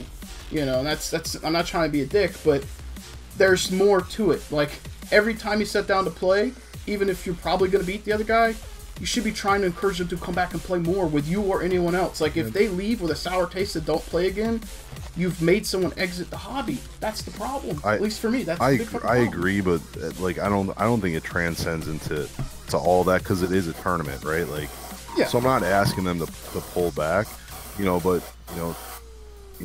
what Tim was trying to say was inferring, like, we also play a rule set, right? Like, there's how many codexes? There's 20 some. Like, I'm not gonna know them all. Like, Tim's not gonna know them all. Wheels isn't gonna know them all. Like, we're in a very unique, quote unquote, I'm using my fingers, it makes it for good radio, quote unquote competitive game, where, like, the other player, me, I don't know if your rules are even right. Like, I might have some kind of basic knowledge that I can tell when you're totally kidding me and, like, lying, but, like, I don't know all the intricacies of your army. So I have this faith, right, that you're just going to be honest and play. Like, that's what our game is built on. So furthermore, if that's what our game is built on, we should, like, foster those things and encourage those. Like, let the game play the way the game was designed. Don't win because, oh, I got you because you went out of order, where Justin was just made, like, hey, don't do that again. Now that person knows, like, hey, I better really follow the rule to the letter. But then again, if you're following the rule to the letter, you're not finishing a 2,000-point game in 2.5 hours. Like, yeah, so. But if you explain it to them the first time, and then they make the same mistake again, you've already let them fix it once, and then at that point they know how you intend to play. At that point, you're being the rule stickler. You want it by the book. So then you know. And to Tan's point, what we're talking about is not even fucking close to that. That it's not a kid having a hissy fit. This guy actually took it with class and lost the game. He still played it out. He didn't quit. We're not talking about people quitting. I'm talking about people who quit the hobby because they're having a negative experience. And your stance on it, I feel like, is flawed. Like, taking a loss, I go play a chess grandmaster, I take a loss. But if he's a fucking douchebag about it, then I'm like, well, why am I playing chess? I'm going to go do something I have fun with. You should have fun even when you lose. No one likes to lose, but if you aren't having fun playing the game, win or lose, why are you there? And if someone else contributed to you not having fun, not just because you lost, if the way that they beat you was not fun, there's a problem. So, hypothetically, Nathan plays with me. My first game of competitive 8th edition. And then he wins. He stomps me in the ground. And then he looks at me, throws his dice down and goes, "Get good, scrub," and fucking throws his hands up laughing. I'm fucking done. I'm not playing with him again. I might still try and play 40k because I want to play. I'm not playing with the guys. Maybe not want to play. This is not even the same style of example, but it's the way that people can do things in a game and impact someone else's enjoyment. Now, I don't think Nathan would do that, but that's the same type of thing. If someone has a negative impact on you that makes you not enjoy the game, he could have said, in this case, he could also say, you know, let's shake hands, good game. You know, now you want to talk about the tactics and what you could have done differently. That's the way it should go. Yeah, but not like, at a let's tournament. talk about it. Not at a tournament. Like, that's where we're going to differ. Like, 100 times at the shop, like, I would expect that person to stop and tell you what you did wrong and try to coach you. But at a tournament, I'm not, like, if you don't know, what about after the game? If you don't know the game, game, you still got 30 minutes. Yeah, if I have time, I will. Well, yeah, that's what I'm like, talking about. Nathan's won. We've shook hands. We've got 30 minutes. Nothing to do. If you got to move on, you got to move on. Yeah, like, hey, man, like, you did this wrong. But, I mean, to McCoy's part, I think that's his name because my screen's a little out. But, like, the rules incorrectly, like, that's where you say, hey, can I look at your codex? And be like, hey, man, you're, like, playing this incorrectly. Like, like your ranges are all wrong in your weapons. Like, you're charging out of order.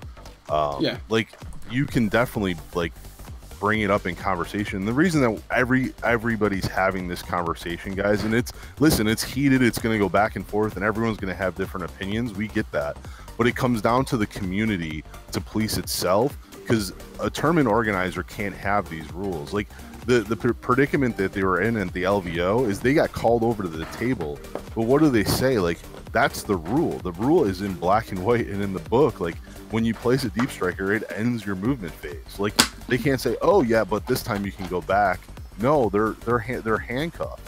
So like, we as the player base have to really, like, how do we want to play? And a tournament is a tournament. Like, if you come to a tournament and you don't know your army, I'm sorry, but I'm not really gonna, like, have, like, oh, like, let's stop and not win. No, I'm gonna win. I will try to help you, but, like, come on. Yeah, but after the fact, like, I've done that in War Machine, I've done in X-Wing, like, especially if you lose early, I've played with people who are like, I'm like, hey, because I ask, I want to know. Like, I played in Magic recently, a few months ago.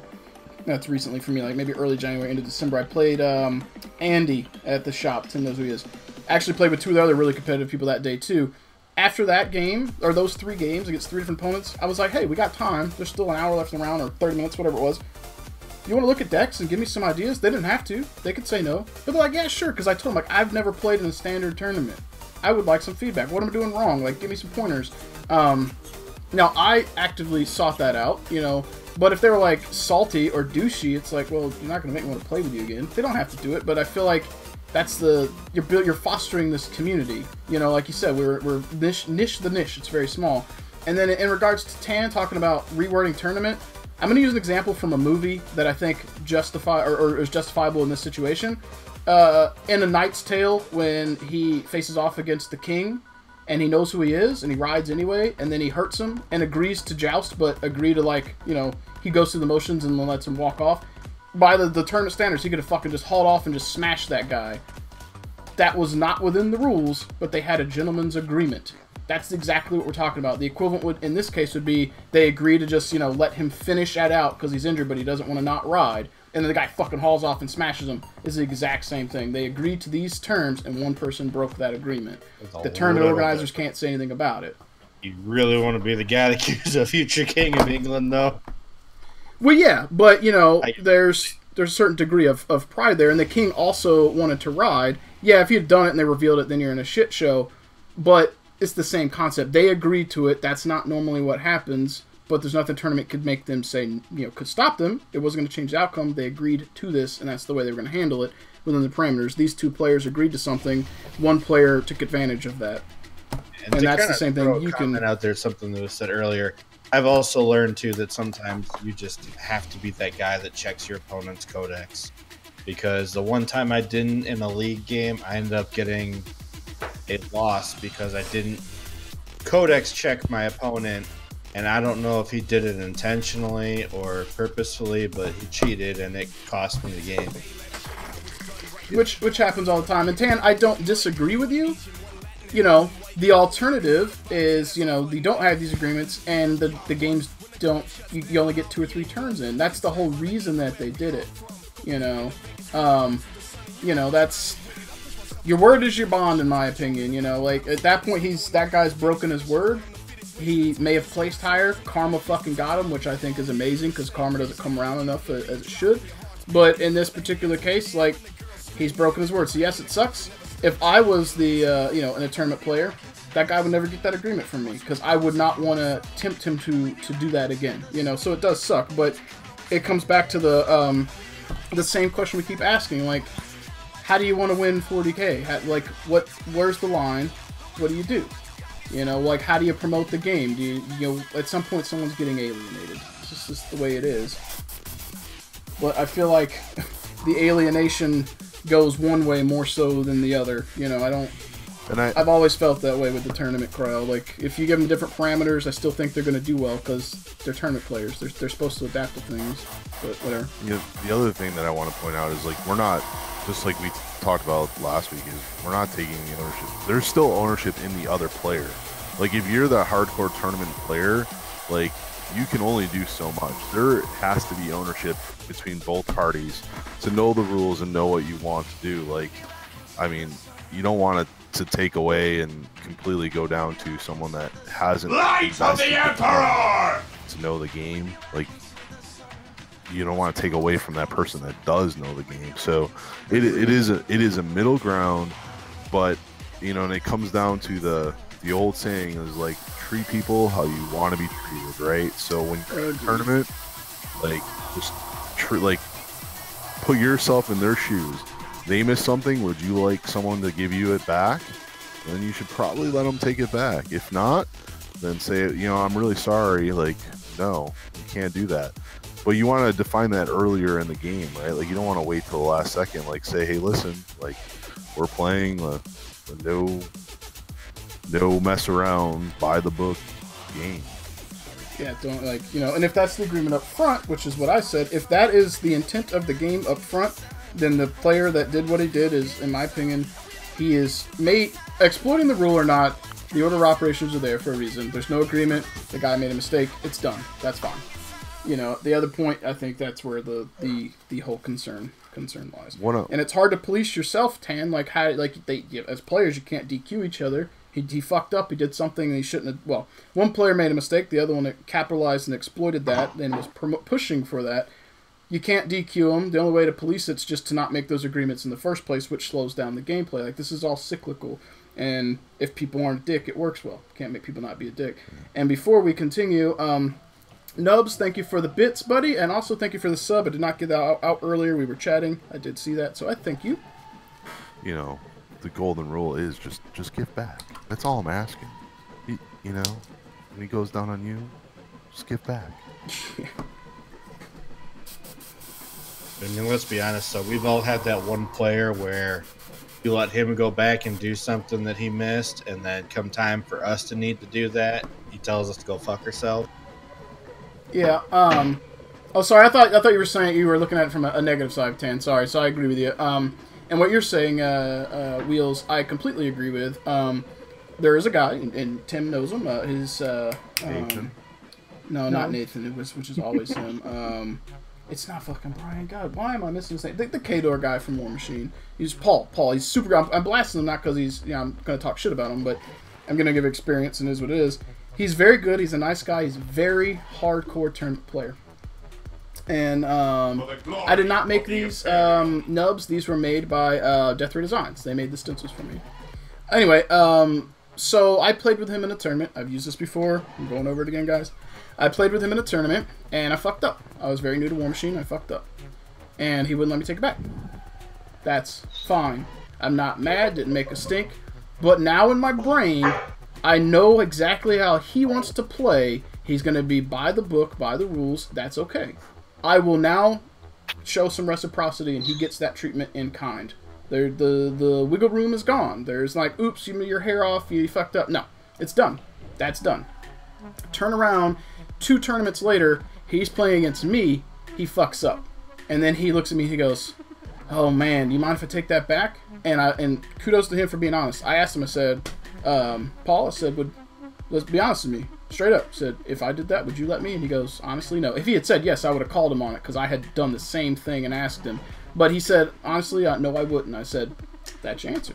That's what I told him. If you're not going to let me do it, I'm not going to let you do it. Which can go in cycles, but so long as you're chill with me, I'm chill with you. Now, I'm not going to be a douche to him, but if his idea of fun is 100% by the book, I will play that way. I just want to know that we're both that way, and then I will be a little bit more tight with the rules. But if it's going to be loosey-goosey, we're not going to be douchebags about it, and we're more about having social experience and still probably going to get the same tournament result, I want to go, personally, with the route that's going to yield the most fun. If I lose to you, I want to have fun. Yeah, like, nobody wants to be blindsided like that. Yep. You know, and that's why, like, when I play War Machine, it's a little bit harder in 40k than War Machine, because like Jason had said, there's a lot of codexes, there's a lot of armies in War Machine, but it's a little easier to go over things, in my opinion, in War Machine. 40k, not so much. But in War Machine, I am the guy at the start of the game, while you're deploying, I will sit there and I'll point, and as you're going, I'm like, what does it do? Can you tell me, can you give me a rundown? Because I don't want to be caught off guard. And some players have gotten a little frustrated, but I'm asking now, because I want to know. I don't want to get caught off guard. And then you can kind of feel them out. If they're getting kind of huffy about it, then it's like, oh no, now I knows my secrets. Well, I should know. It's my right to know what your units do, and you can know mine. You can hand me your book, you can show me your cards, but you're not allowed to hide that information. I'm allowed to know what your units do, just like if I want to check your codex and see what's happening, you can't say no, because then we're just going to get a judge who's going to show it to me. Like, because you could be cheating. You could be like, well, my Terminators have 4 wounds. I don't think that's right. Show me the codex. No. Judge. Yes, that was the problem I made. Is the guy told me his Ludas had 2 wounds apiece. I took his word at it, and it ended up costing me the game. So, in McCoy, like, at what point? I mean, that's really for you to decide. And for me, like, I mean, we addressed it earlier. Like, a take back is not moving out of a phase. A take back is not like missing something that's vital to the game. Like, you know, whatever. Like, another podcast, Paul Murphy on Forged and Arab was talking about where he didn't move a guy.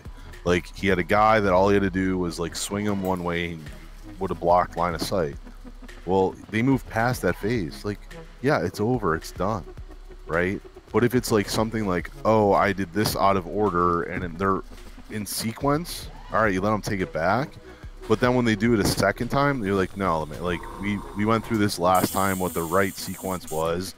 Like, we can't do it this time. Once again, your opponent, me, if I'm your opponent, I should be cool with that. Like, the ownership's on me. Like, you're right. Like, the rule is what the rule is. You let me get away with it once.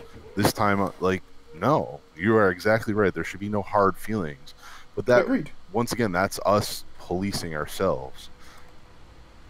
Yep, and I completely agree. And this is not a tournament, but similar thing to what you just described, Jason. Only battle report I have on Twitch right now and YouTube on my channel. Played with Austin, played against Demons. You get to the end of the game, and he's off camera, he's looking at the board, and then he sees he's fucked up and made a mistake. On camera, you see him address it at the start of the turn. We're fucking like turn 5 or something, and Austin's like, I have a dude in a building that didn't get moved with the unit since turn 1. He's out of coherency by like 36 inches. He just didn't see it. Neither one of us counted it. I don't know how you're supposed to fix it other than just put it with the unit. Yeah, you've got an extra dude there. He's not dead. I know there's rules for getting, I guess, back in the coherency, Chaos but sighted. How do you fix that, you know? So my idea was just like, yeah, these were melee fucking corn dudes who had never gotten anywhere. All they've done is run the whole game. Just put them at the back of the line. Like, yeah, we've all done that one. Yeah, that's pretty simple. That but is a very I mean, easy move to make where you lose a dude in terrain. yeah, at the bottom of a building where at the angle he was looking at, the bottom floor in a corner, couldn't fucking see it. It was gone. Hell, Genuine I did Vision, that thank you last for the week. host, buddy. Yep. You know, I could have been a dick, but A, we're on stream. It's not a tournament. But even I feel like in a tournament, it's like, how are we supposed to fix that? I He's mean, fucking... would have made him just remove it. Yeah, fair. Or been like, hey, you left your dude back there. Go get back in coherency. Which would have taken the whole game. Like, what do you do? Like, Yeah, but I mean, I know. like I said, he was on the other side of the my table at that friends, point. I'd just be like, listen, move it up with the squad. Especially if it's like you said, it was a melee dude. You know, he didn't miss out on any shots. He didn't really affect anything. Yeah, and to be honest, if he had missed out on shots, I wasn't letting him make up for 4 turns of shooting. I just let him put it with the unit. That's the fairest way I could see it. Like, yes, you're probably going to charge me with this turn. No, it wouldn't have changed anything if you had moved it with it. You'd still get the same number of attacks. I could be a douche and not give it to you. But you've done nothing but get shot at the whole game. And even if it was a tac maroon with a bolter, you've already been penalized because you haven't shot with it the last 4 turns because you missed it.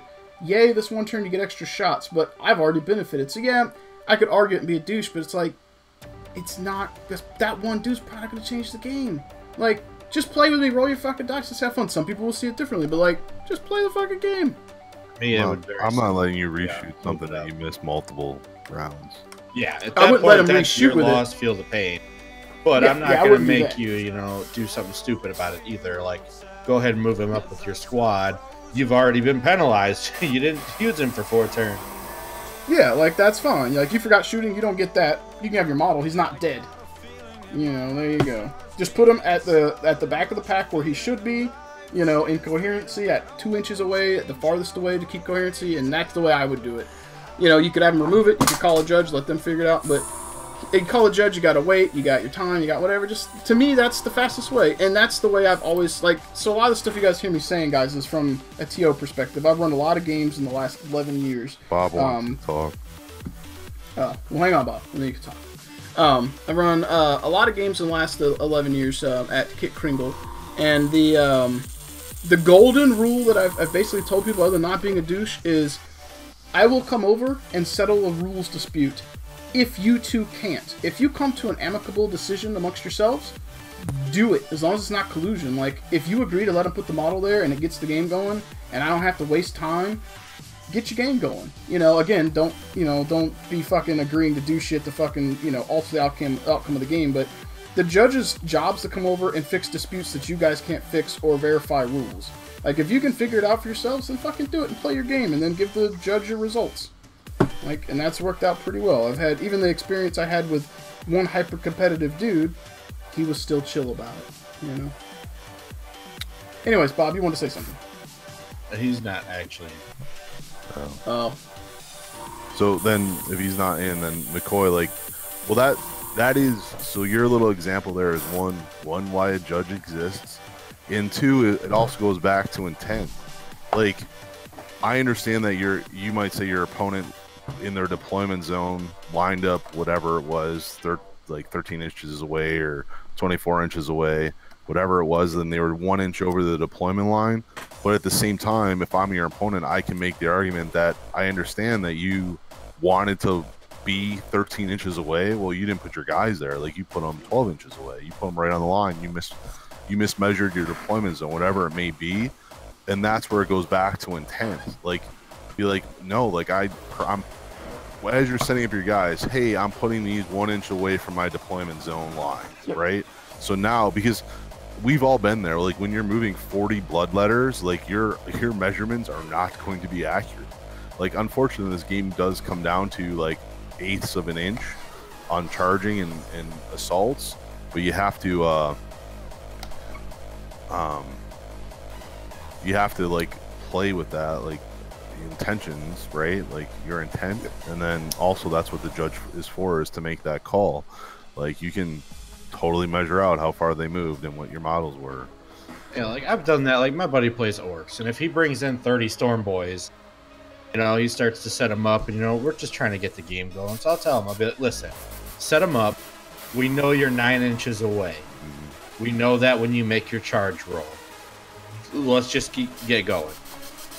Yeah, and I've done the same thing. For the speed of the game, you're trying to get it done as fast as possible in a tournament setting. I've done the exact same thing. I've looked at my opponent and I'm like, for example, War Machine doesn't do well with 3D terrain, so I'm like on a wobbly hill, and my model won't quite stay. It's kind of sliding down. I can't get it to stay, and I've literally been like, the intent is for my model to be 9.5 from you, but he's sliding down. I can't make him stay. Yeah, but he's at 9.5. You can't charge him. We've both measured it. We've agreed. If I'm at 9.5, your charge range is 9 inches. You can't make it. And then my opponent says yes. I've never had an opponent go, oh, well, he slid down the hill. He's at 9 inches now. You know, literally, when it's come up on my turn, it's just like, make sure you measure from where he should be because the model's fucking wobbling. They could have argued it, but just like Jason said, like, you tell them, like, I intended to be at 13, you say it, you put them there, and then if you can't agree between yourselves later on, you get the judge. But you're telling them, and then if your model's off a tenth of an inch because you didn't slide it properly, or in this case, or in this example, I've got a movement widget that's from Gale Force 9. If you put calipers on it, that thing is not exactly 6 inches. If you use that every movement phase for 4 turns, you're going to be off by a half an inch to an inch. It's that far off if you keep using it every turn and advancing, you know, and that's not your fault. It's the fucking tool that's not proper, you know, and now the intent was to go 6. Now you're not. Now, you wouldn't keep those, you know, things up, but if you declared 13 and all of a sudden your stuff's not 13, I don't know why, it might not even be like you had an error. It could be the instrument. That shit happens, you know. The point of it's to, like, speed up the game. We've all had that player, too, where, you know, you have that situation where it's like, okay, you deploy up to 12. We know you're on the edge of your deployment zone. You can move 12, but somehow your charge is 10 or 11 inches. No, you screwed that up. It's like you might have been a little too gracious with your movement. People do that all the time, unfortunately. We knew a guy who constantly would measure, like, front to back of model and give himself inches all the time. But it's like, you know, in the situation like that where the math is literally you're 12 up, you move 12, you're 12 away. Like, there's nothing so you should be to at 24. argue. Yeah. OTP, I agree with you. Maximum immersion, environmental effects. You know, that's pretty much the reason why painted models are more fun on the table. Nubs plays. I'm not sure about the meta for Blood Angels, but in terms of Blood Angels players, Tan's getting into Blood Angels. Wheels plays Blood Angels. I'm not sure how competitively, but he might be able to give you some suggestions. I would suggest, however, that probably be done in text chat right now, which Wheels is now saying. I say that because I don't want to, like, get too far off topic because today is a hot day. I won't clog this up with that. Yeah, thank you. Normally, in other chats, I don't mind. So, and before we continue on, and I appreciate all you guys chatting. I really do. This has been awesome, and I don't think we've had too many crazy people or crazy comments. We have 5 minutes left in the drawing, so if you want to get in and win some dice, now is the time. Feel free. At 10:30, I'm going to do the drawing. And McCoy, like, I agree. Like, a game that's so picky, it's amazing. As a community, we're so lax on rule enforcement, and it really, like, so to your, I'm all for it. Like, I wish that the game, there was no mistakes made ever.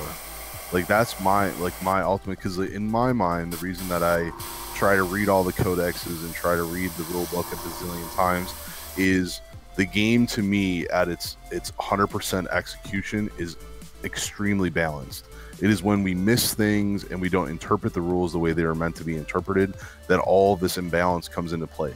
That's in a vacuum, man. Like, we live in the real world where, like, this game is so complex. Like, shit, measuring models is so difficult in some situations that there's going to be extremes. It is not a video game, right? Like, in a video game, it is programmed precise. In, it's 100% accurate 100% of the time. This is not. And unfortunately, like, as I've played this game in my years, I've learned, like, you just have to make concessions, and at the end of the day, it's not that big of a deal. Like, the game is still going to play out. But I'm with you. I wish it was 100% accurate all the time. But here's the problem, too. For, like, even if you, like, look at a science experiment and take this as a science experiment, there's too many variables. You could play test a certain rule or a certain army so many times and think it's balanced, and then you publish those rules, and then we're playing a game and something happens that just never happened when they play tested it, and all of a sudden Some interaction. that rule in that situation is broken or something's wrong with it. There's too many variables and so many different outcomes that can happen with all the different factors. It's impossible to perfectly balance anything. Yeah, and especially like you're talking about like rules wise. Jason's talking about execution. So, like you were talking about Storm Boys. You know, you deploy at 12, you move 12. You know, you should be 12 inches away from a model that's deployed exactly 24 inch or exactly 12 inches. You know, you deploy on the 12 inch line, or no, you deploy on the 24 inch line, and then the other guy moves 12 on 4-foot table. You're 12 away. Like you get it. Like that's the way it should be. But sometimes your measurement's not right. The model's a little bit off. Whatever. And then you go to measure. Like shit, I'm at 12.5. How'd that happen? In a computer simulator, that doesn't happen. Like if you tell it to move 12, it will put you at 12, and it will be 100% precise 100% of the time. Because the program is designed that way. But we are humans and errors happen. Yeah, we've all like accidentally bumped a piece of terrain. Something gets hit and it gets an extra half an inch. It should happen. I mean, you do the best you can and you be a decent person about it. You don't have to be a dick, you know. I remember playing this game one time, and it wasn't even my game. It was one of my best friends playing against one of our acquaintances from a shop, and it was a land speeder. And in this edition of 40K, like you had to take dangerous terrain tests if you landed on terrain. Well, the way that the land speeder was going between these two pieces of terrain. Now this terrain had been bumped and moved. It's like turn 7. It's been shifted a gazillion times during the game, and like he had like pushed his land speeder through, and the base like nicked the other base, or the base of the train. And the guy's like, "Oh, you have to run dangerous terrain that you're landing on that." And he's like, "Really? Like this piece of terrain has been moved like 100 bazillion times." Like, and it was like a 10th. Yeah, it was like it was like the dick hair of the fucking. Yeah, and if he pelvic thrust the table, the train probably would have moved. Yeah, exactly. Yeah. So yeah, agreed. Oh, Bob's here. I think he's going to tell us his story. Bob may have some more machine stories, maybe, because serenade us with a Speak for Kringle story. What's up, Tim? So I log out and I come back to pubic hair conversation. That's I'm right. wondering where the chat went. Talking about splitting hairs, you know. Yep. What hair is thinner than a pubic hair? My taint hairs. It's all pubic, buddy. Sorry. Yeah. I make a distinction between my taint hairs and my pubic hairs. What do you think I make my paintbrushes with? I'm going to text your fiance. She will laugh hysterically if you do that. She has the humor of a 10-year-old child, so. In here, I like fart jokes make her laugh. Yeah. So, you're here, Bob. Did you have anything to contribute? Yeah, let me throw my headset on. Yep.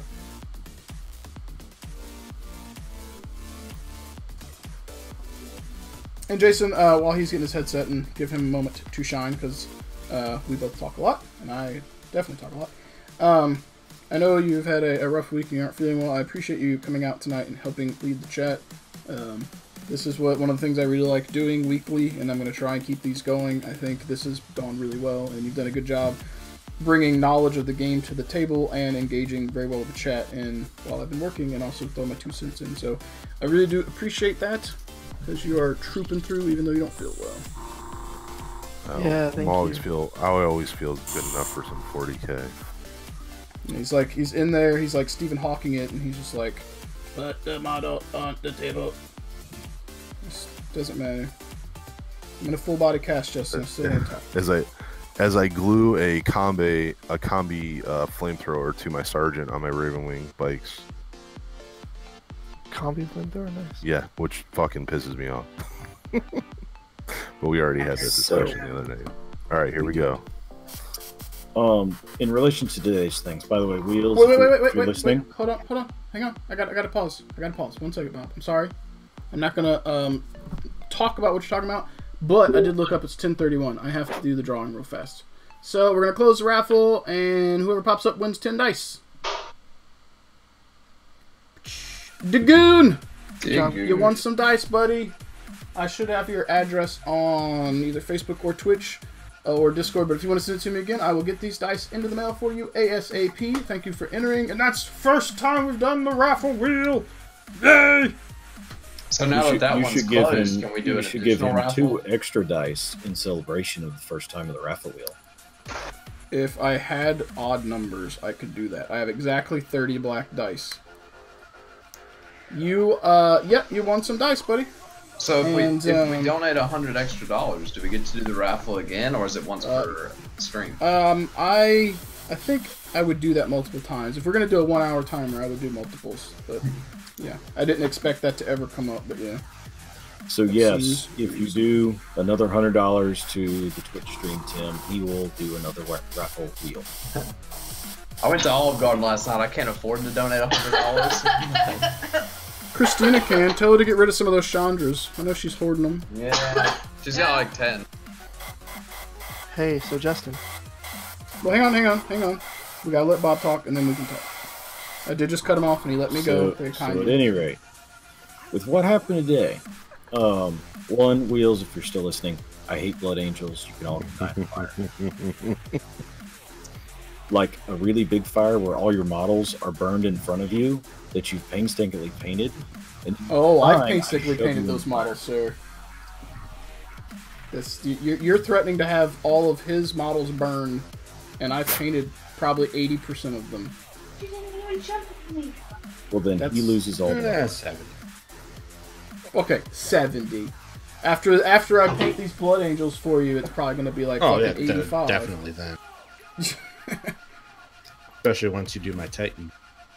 Yeah, and then, your IG at some point if you go through that, and then your Imperial Fist add-on that we talked about that didn't happen. Yeah. Between you and Jason, I'm going to be booked for the next 2-3 years. I've got more projects in my mind than you could handle. So we hear Bob's story. I know, right? Yes. So at any rate, yes, you can all the Blood Angels players can go down fires. No, I was unaware of a few things with Blood Angel, mainly being they deep strike from hell, Yes. and apparently you can all make your assault rolls without trying hard at all. Oh no, I look like I And if they have jump packs, that's correct. Like some command points, and we're there. No command points. Just you can make them. Doesn't matter. This must have been Sean's like once Always- per year always amazing able to dice roll. roll. Always able to roll a 9. This was Sean's yearly. I'm gonna roll like a god. And by the way, he never failed an armor save except for once out of every 30. I can vouch for that. It was bad. Damn, I wish I could roll. So pretty much what happened was Nathan touched his dice and I had to deal with it. So, that's not Nathan, did you have fun in the bathroom with Sean today? Because it sounds like he gave you some Apparently. sexual favors. He needed some good dice rolls. So Apparently. that's the story. No, is that they no, can this is just me charge bitching and- for a minute, so just chill out. Oh, we love you, Bob. So at any rate, no, during the game, I made a few errors. One, not knowing how far they could deep strike in from and how good they were at it. I was unaware of their +1 to wound. All of Was these it could have Red been Thirst? remedied by me, reading the codex, but I'm not going to buy every codex to read it. So I then proceeded to play out the game. The game was going, My Guardians failed to kill a bunch of Primaris, which I wasn't surprised at. However, the big thing that came up that Tim was talking about, the Warwalker, is I had deep struck a Warwalker in. I did it wrong. I backed him up to put him in the proper position. It did not affect his shooting at all because of the range he had. And he proceeded to do nothing. And then from further than I thought possible, a Dreadnought assaults me. And I'm like, are you serious? Yeah, I'm more than 9 inches away. Blah, blah, Oh, they just blah. probably gave him fucking wings. He's the one who made all the squeaks. So, at any rate, he proceeds to do all that. I move some stuff around. I put out my unit of Wraith Guard, and proceed to look up and go, okay, I'm going to remove his Dreadnought next turn. I just need to do this, and then I go through the rest of my turn of moving and everything else, and immediately forget to move my Warwalker. He did offer to let me do it, and I said no. It's tournament practice, so I'm going to move on from there. And he was a capital guy with that, and I was perfectly fine with what happened. You know, afterwards of I made a mistake, and now I'm getting my face punched in. Well, in this case, Bob, he opened the door for a more casual experience, and you said no. I want to play by this standard. But he opened the door, and you chose to be more, or play by the rules for your own benefit. But he was willing to do something because you're learning or wants to have more fun, whatever. That, in my opinion, is the way it should be. And you said no. I appreciate it, but I'm not going to learn by, the way that I learn without taking these penalties. Which you've done that with me in War Machine too. You know, you've let me fix stuff, but then you're like, no, I have to fucking play this right, or I'm going to get it wrong. Like, well, the main point of this being, I had an opportunity at some point to just quit the game and be like, okay, yeah, I'm done. You're pushing my face in. I can't stop you. Your godly rolls, whatever terms you want to use. Nathan's jinx of your dice and my dice, whatever. I was not able to turn the tide. I counterpunched a decent amount. I was able to do some things on the counter. But at the end of the day, I was going to be incapable of doing what needed to be done to kill him. He knew it. I knew it. He's like, well, it's a race for points now. So just to prove a point, I kept playing the game because I wanted to not concede, because, again, in Tim's tournament, if you concede, you don't get points or something. You give him your more points. opponent gets points for, like, he tabled you. Yeah. All that good stuff. So I'm trying to avoid that. In playing it out, I did learn a few more things.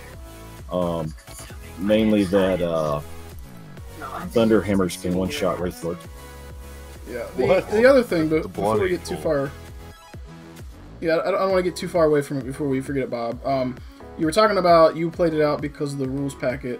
I think if you also consider it from a War Machine standpoint, there are instances in a tournament where you play it out even though you know the writing's on the wall, because for your tournament standings, getting points and losing is better than losing and getting no points. So in this case, whether he was going to get points for tabling or not for the practice, it's better for your overall score to play it out and get as much as you can instead of just giving him the win, which you're used to that, but I didn't know if you had maybe thought of it from the War Machine perspective that you're used to. Not overly. I had mainly thought of it on the side of, yeah. Well, but he gave me the opportunity for that, and then he rolled ungodly levels of good dice. Well, every dog has their day. And then he got to bubble. He did the bubble wrapping with a lieutenant, chaplain, where you can re-roll wounds or something. And I'm just like, no, there's I can't. What you call it? The chapter master. Chapter master for hits and what's his fuck? The lieutenant. This was a lieutenant. There's no chapter master in range. Alright, so it was lieutenant that rerolls wounds. What's the chaplain do, Jason? And reroll attacks and melee. Yeah, there you go. Melee version of the captain. It's good though, because Sean probably won't win again for the rest of the year. So like, he had his win. Everything's good. So now we can go back to normal, and he at least can't say he lost every game this year. He can't be that bad of a player. He played in X-Wing where turn 1 or 2 he took his whole team K-turn and was range 1 from Josh's whole fleet and lost. He literally went in and flipped and gave Josh his ass and got shot up, and that was it. Then second or third round he flew Dingar off the table. So you're telling me he is that bad? Well, you'd think, like, with as much experience as he has, he wouldn't make those kind of mistakes. But, whatever. One would think. You know, and that plays right into some, I forget who it was, but they asked, like, you know, what units do I play in a Blood Angels list? Like, there's some good ones right there. So, Yeah. that, what was it? It was the captain that had the Thunderhammer, Bob? Oh He yeah. ran a captain that had a jump pack, and it didn't have a hammer, but it had a hammer. It wasn't modeled with a hammer, but he took a hammer. Yeah, and That's what you're kidding. it's got It one was- existing winning us on it. Yeah. Yep. He took him as the new and exciting Captain Smashfucker, like Yes. Blood Angels Would- list ever.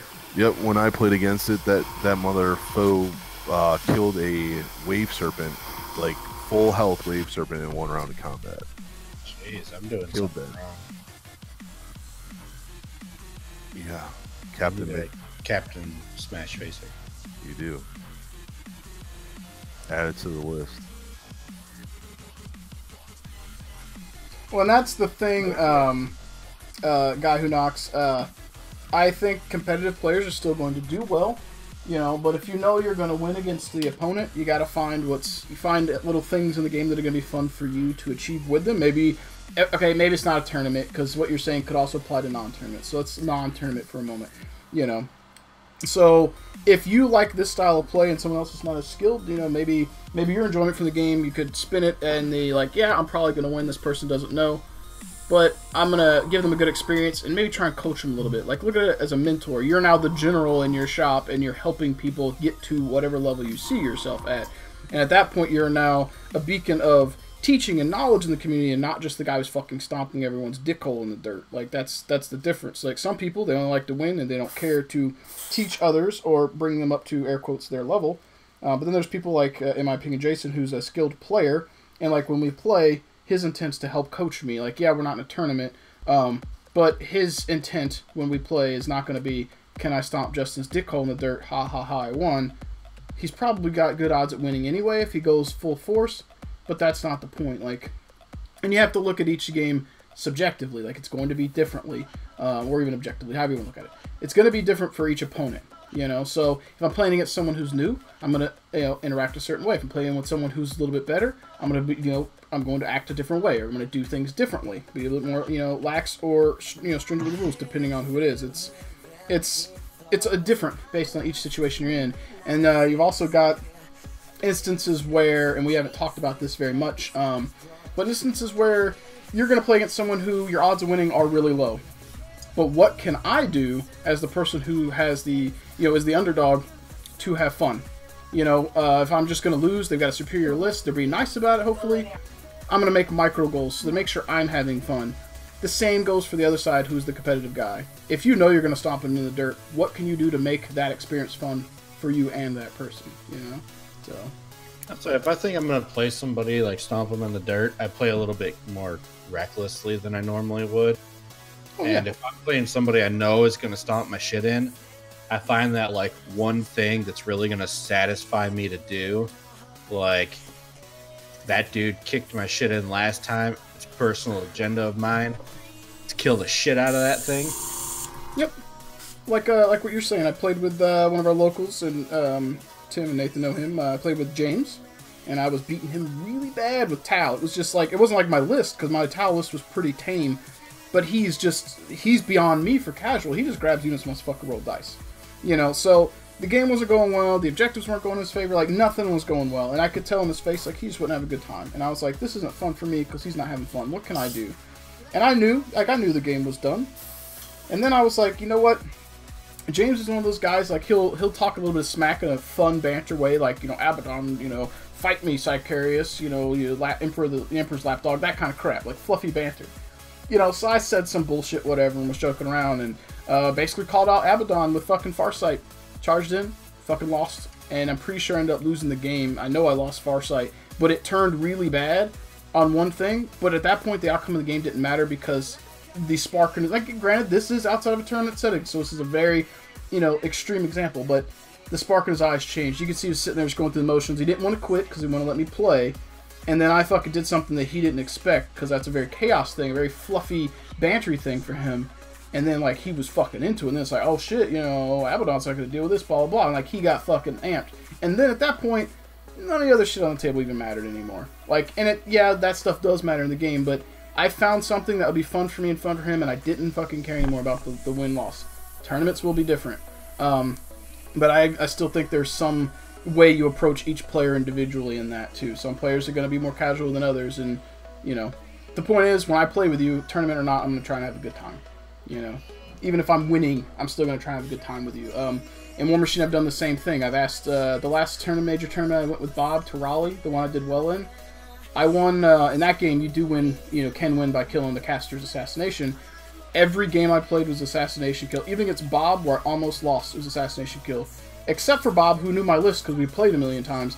Everyone I played, I made sure, I was like, did you mean to do this? Like, do you have this? I asked questions. I let them know at the start of the game what my stuff did, which, you know, they could ask, and I could not volunteer it. But I engaged with them and wanted to have fun, and a lot of those people were new. And I was new. I just had a little bit more experience, you know, so I tried to find what would be fun. I won by assassinations because that's what my list did.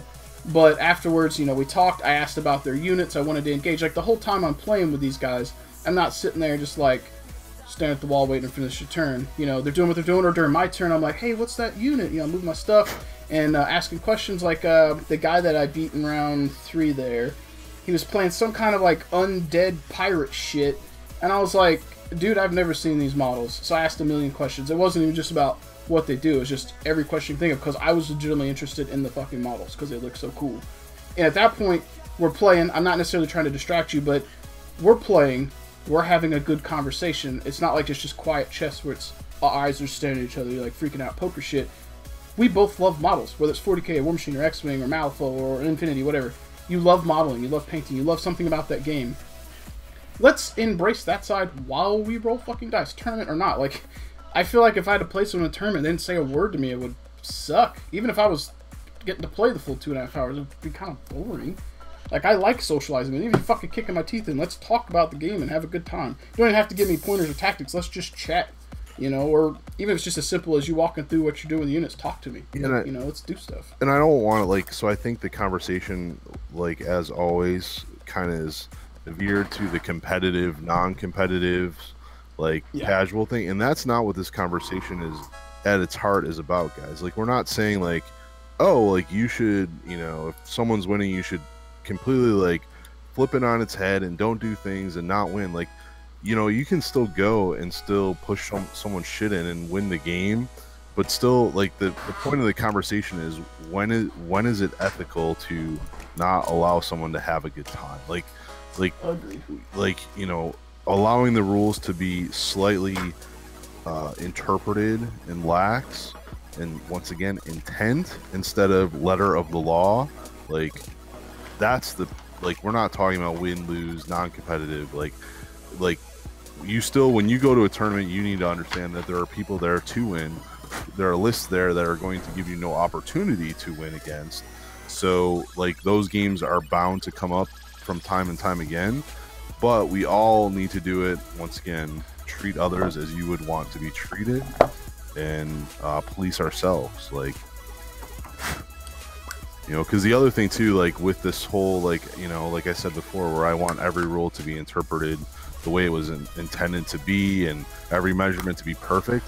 If we're playing in tournaments and we only have 2.5 to 3 hours to play the game, there has to be concessions. Until this game becomes where it's like a week-long event, and, you know, it's a league, and I play Bob this week, and, you know, next week I play Tim, and the week after that I play Nathan, and we have 6 hours to play a game, and, you know, and then we go to a playoff and we have a championship.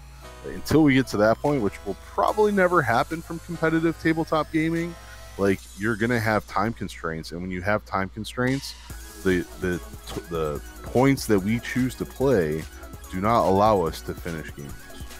Yeah. Perfect example. A little bit of this today. I mean, I had my tournament today. I finally had my week 6 in, and I went up against Thousand Suns, to my Grey Knights at them, and I got the initiative on him. We have a lot of this kind of the same thing too. It's like my opponent, we were wailing on each other every dang turn. It was a lot of back and forth. I mean, I still lost the whole thing, but I surprised the hell out of them on a lot of this stuff too. So it's a lot of understanding from your opponent's perspective there too, and trying not to walk away angry the whole time because I was having a ball, even just losing, like when I lost my Dread Knight and the whole thing. And that's 100% exactly the way it should be. Like, if you're having fun while you're losing, then you're doing something right, both of you. And on that note, guys, I have to go AFK for just a moment. We've got at least a half an hour to 40 minutes left in our, like, chit-chat, and that'll put us at the just over 3-hour mark. And then I may or may not pop off, but I will be back less than 5 minutes. I gotta pee, and I gotta grab my paint that I left in the other room. So you will still hear them in Discord, you just won't see me, so I'll be right back. As you hop off, I am going to be getting off for the night. Well, take it easy, Wheels. Thank you for the donation, buddy. I appreciate that. Yep. You guys all have a good one. You too, man. Take care. I'm gonna argue with the loopholes though, Knox. Like, GW is buttoning up those loopholes. If you go into a rules iteration, like rules lawyering segment where you're like, well, if I do this, this, this, and this, then this magically goes off, it's probably not the intent. Like, the loopholes in this edition, they've basically shown that they're going to fix any, like, unintended loophole.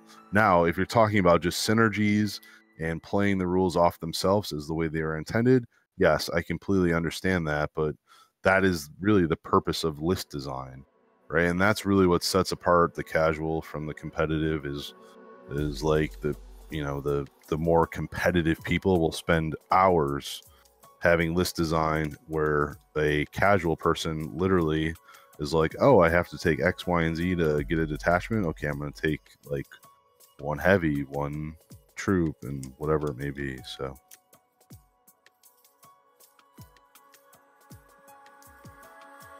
yeah, and there's a big difference between loopholes and surprises. Like I mentioned my game again too. It's started the whole thing off gated my just cast gate on my Land Raider and took it right to the back of the dang field. And it's like, man, I didn't know you could teleport that thing.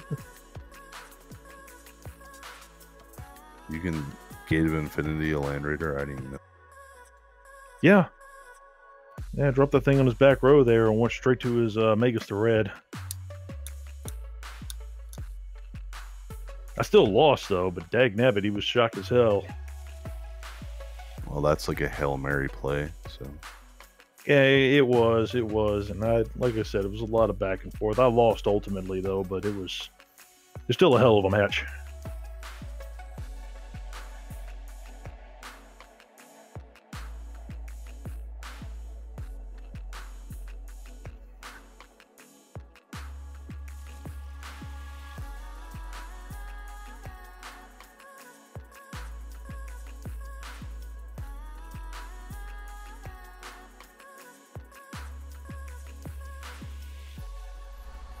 And I'm back, folks.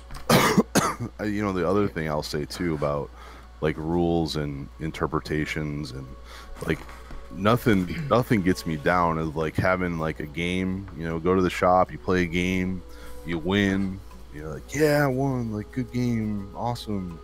Come home like high in life, and then you open that rule book and you're like, shit, I totally fucked up that rule. Like it just like takes away the entire win for me. Like I feel like shit, like, oh, I just wasted 4 hours of my life like playing a game and I totally fucked up this stupid rule and that would have changed the total outcome of the game. I hate when that happens. Yep. So as we're coming towards the down Weapons at slide ready. here, It is time. thank you for the host, buddy. I appreciate that. As we're coming to the downhill slide here, one of the things I wanted to discuss tonight was a challenge I posed to you guys, and it is very similar to the things we're talking about. And actually, it's really fun that you say that. Who knocks? You won't be able to do this, but you'll see kind of my intent here. So we're talking about, the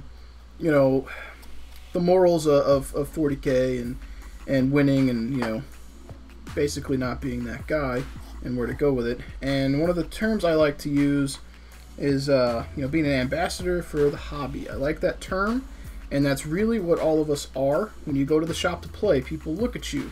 If a new player comes up and talks to you or watches you, like you're their first you know, the first thing they see, you're that player, that person. You have an impact on their interest in this game.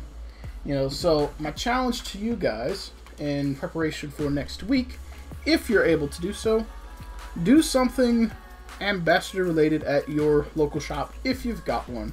Teach a new player, invite someone out to play that's not played a whole lot, whatever, something like that, and pop into our Facebook, our Discord, our stream during our next hobby hangout and share your story.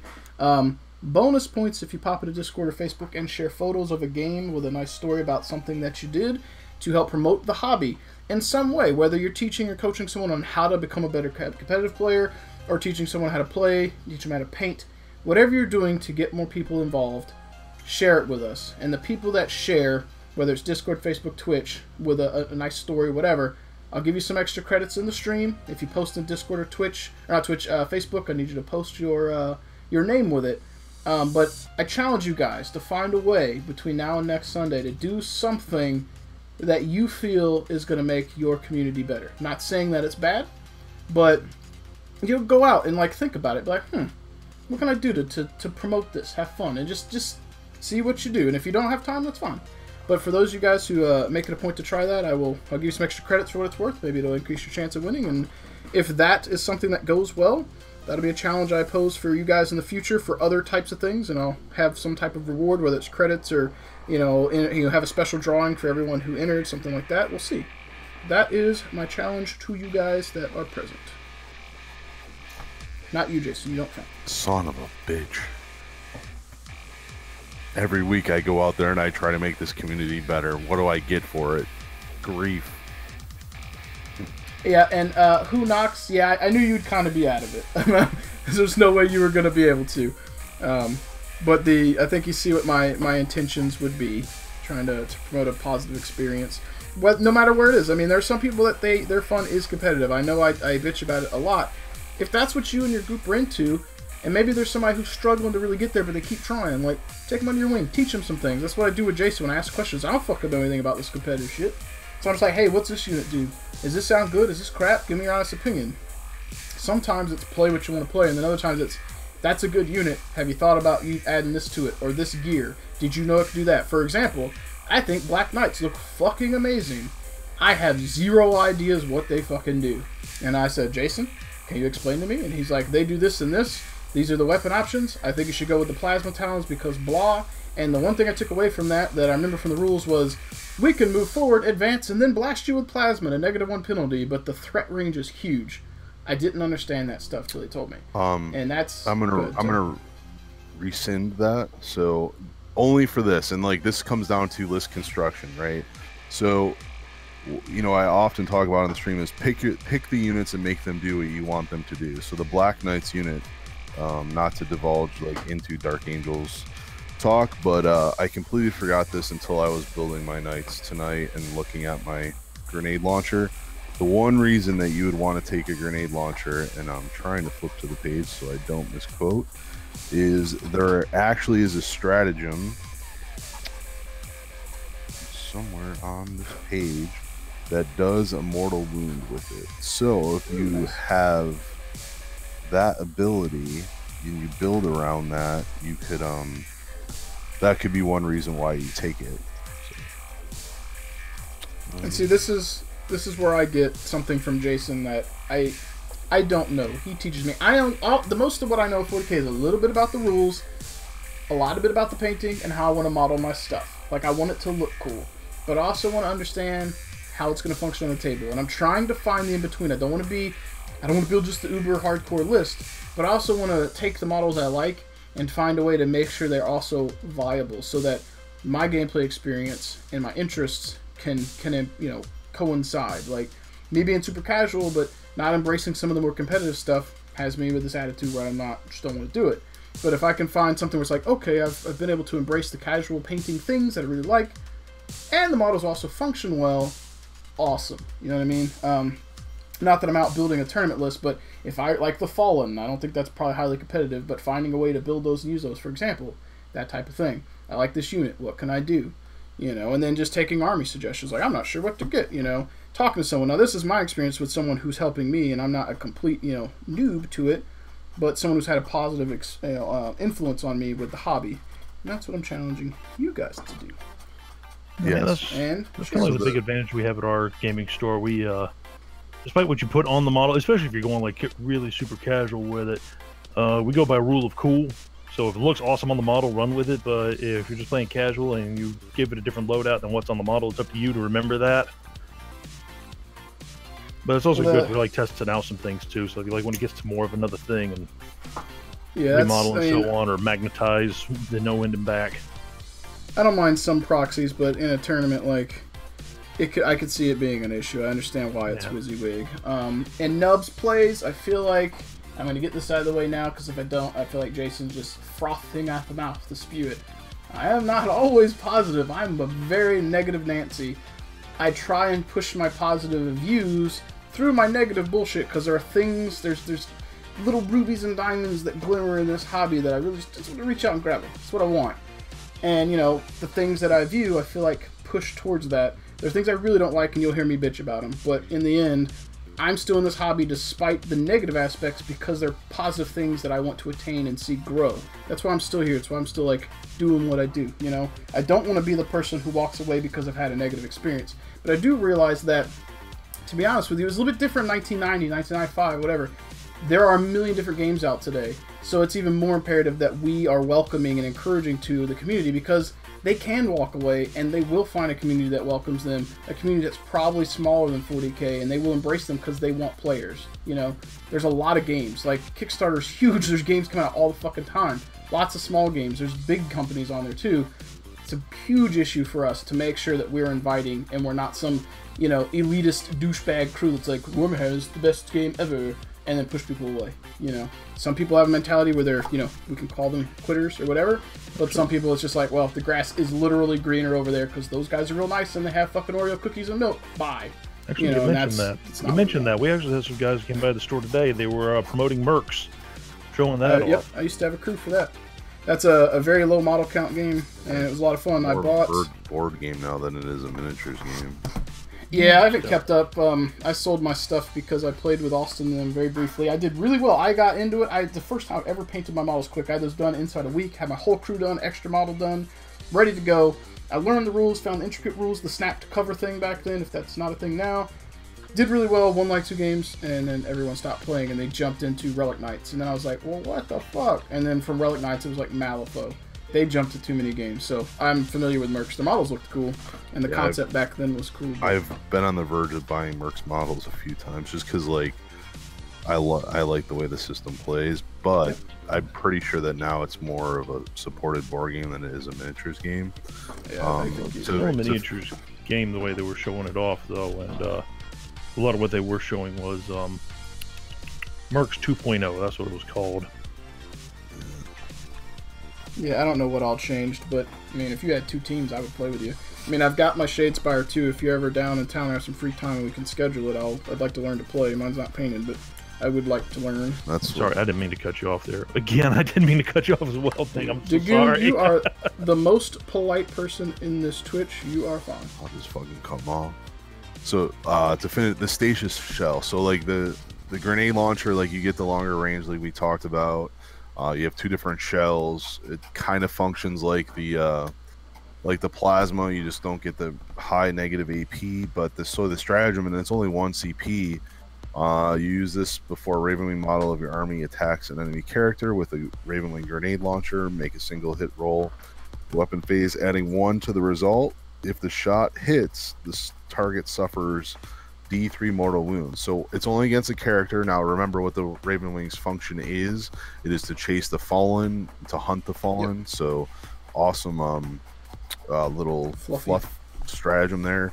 But if you single out anything that has the character keyword, you shoot it at it, you actually negate the penalty for moving, because you get the +1 to your hit roll, and all it has to do is hit.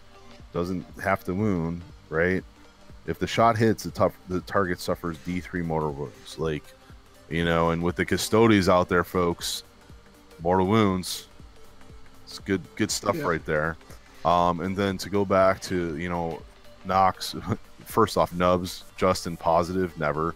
Nox, Yes, I knew it was coming. I told you, Nubs. That's why I had to get that out there. and Nox, like, my favorite, like, that's why I'm in this game. Like, I would forgo playing to teach people any day of the week, because I like to get the hooks in people, just like the 40K hooks are in me. I love to see people just take a hold of it, and whether that's you know, into the lore, into the game, into the competitive scene, anything is it's just exciting for me. So I love to teaching people how to play. That's what I liked about. It's what I've liked about every game. That's why I've ran more X-Wing games than in tournaments than I've participated in. Same thing for almost every game I've ever ran at Kit Kringle. Even in my more competitive days, I ran a lot more than I played because I knew I liked the game. I was reasonably well at most games back then. 40K not so much. War Machine I'm not terrible at this point. But my enjoyment, like yours, was I liked seeing people play. I liked seeing them get happy and be like, I'm gonna go buy that shit and play. It's good for me, good for the shop, and they've had a fun experience. The same reason why I like hearing you guys' stories, seeing you paint, seeing what you share. It's vicarious. Like, I feel good when I see you feeling good, and I feel bad when you're feeling bad. I empathize so well with people just by seeing their emotions, and I fucking, that's maybe slightly different than what you were talking about, but that makes me feel good, and I like it. You know, that's what he's saying is he's really good at giving head. Yes, that's exactly. How do you think that how do you guys think I pay my bills? It's not from painting. I paint too slow. Nathan, any comment on his? No, Nathan's was too small, and he couldn't pay me enough. He had to go to fucking Amsterdam. He's not even here. God damn it. Yeah, he does. When you troll him, he's not going to be here. Well, if a troll trolls in the woods, it still makes a troll. So, I don't know if I told you guys, you know, while we're on the subject of Nathan, which all roads lead to Nathan. He's like Rome. All roads lead to. Yeah. You know, I posted in the Facebook group, I'm trying to get him and Joe to agree to do a battle report that I'll film, or get some pointers from Austin. He'll film, and I'll just be like the backup, you know, executive, co-producer who's helping, and I'll be learning some tips and tricks, and hopefully have something really polished. I'm going to totally take, just like I did with Austin's, the two goofiest poses from that to be the cover photo for the video, and I'm going to put the tagline as Nathan the Hobbit versus Joe the Troll, or something like that, and it's great. And I think it's going to be fun, especially if I could fucking Photoshop everything. Yep. Good story. Yep, whatever. My stories are always awesome. Don't judge me. Amanda likes my stories. Actually, I'm pretty sure sometimes she zones out. I did tell her, Tim, we're slightly off topic here. I did tell her that Christina was in Discord the other day, and we were talking about how when you're around, she poops with the door open. Oh, yeah. I don't like that, but yeah. Yeah, she was appalled. She was like, she goes, that is never going to be a thing. And I was like, yeah, I'm okay with that. Yeah, I prefer that it not be a thing. I kind of, every time I'm like, what do you, well, shut the door now. Oh, that's great. All right, so things that I did not need to know. Yeah, well, you know, you might be in good standing to get Blumpkins there, Tim. Yeah, Urban Dictionary of that. Anyways, since we're winding down here, and the discussion I think has been potentially out. Current events. Has anybody seen the new Eisenhorn rules and the model? I shared that on Facebook earlier today. The model's been out, but I shared the rules on there that leaked. I don't even care if they're not super good rules. I'm just fucking stoked for the model. I think the rules are fluffy. I don't know how they'll actually play out, like, on the game itself, but I think that the rules are very much story driven, and I really like it, and I really hope that I get one of those models. It's going to be for online sales as well, so you should, according to their last post, like, on their thing, it says in store and online. Yeah. So unless it's limited to fucking availability. So like Tim can't get it. Well, I would assume not. But if he Probably can, Tim's not. definitely going to order me one because he knows I'll come pay for it. Well, Yeah. at my shop, I literally put my name on the list the day that it leaked, so I'm like numero number 1. Yeah, on there. if fucking Nathan got one and I didn't from Kick Kringle, I think I was like, Tim, I'm done. Yeah. I fucking been blabbing about the model since the day I fucking saw it, and Nathan's like, ha ha, I got it. I'd be like, Well, if I can get one, I'll set it back for you. thank you, I'll come pay for it. Unless he's like, I set this aside, $70. I mean, Trace does have the full-size Inquisitor model that I gave him a year or two ago. That, like, it was all I put it together. It's an awesome pose, so I can't wait to have it in the smaller scale. You know a guy knows a guy that could paint it up real nice. I have this airbrush now. I don't need that guy.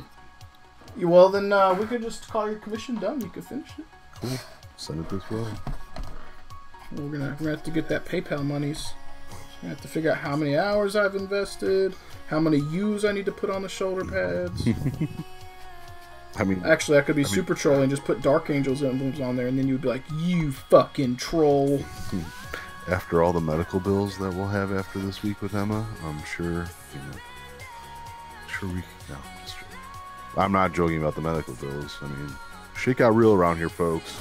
Shit got real. Well, I also know how you operate, and I would assume it'd have to get real bad if it broke into your hobby coffers, but No. if it did, no one would fault you. But you've explained to me how you function when it comes to hobbies, so Shoot.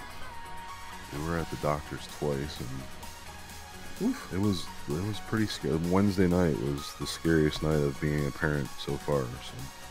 well, the scariest night number 2 is coming when, in like 10 years when she goes to start dating. No, I have a shotgun. As you should. I said the day she was born that I only have 16 years till I go to jail. So.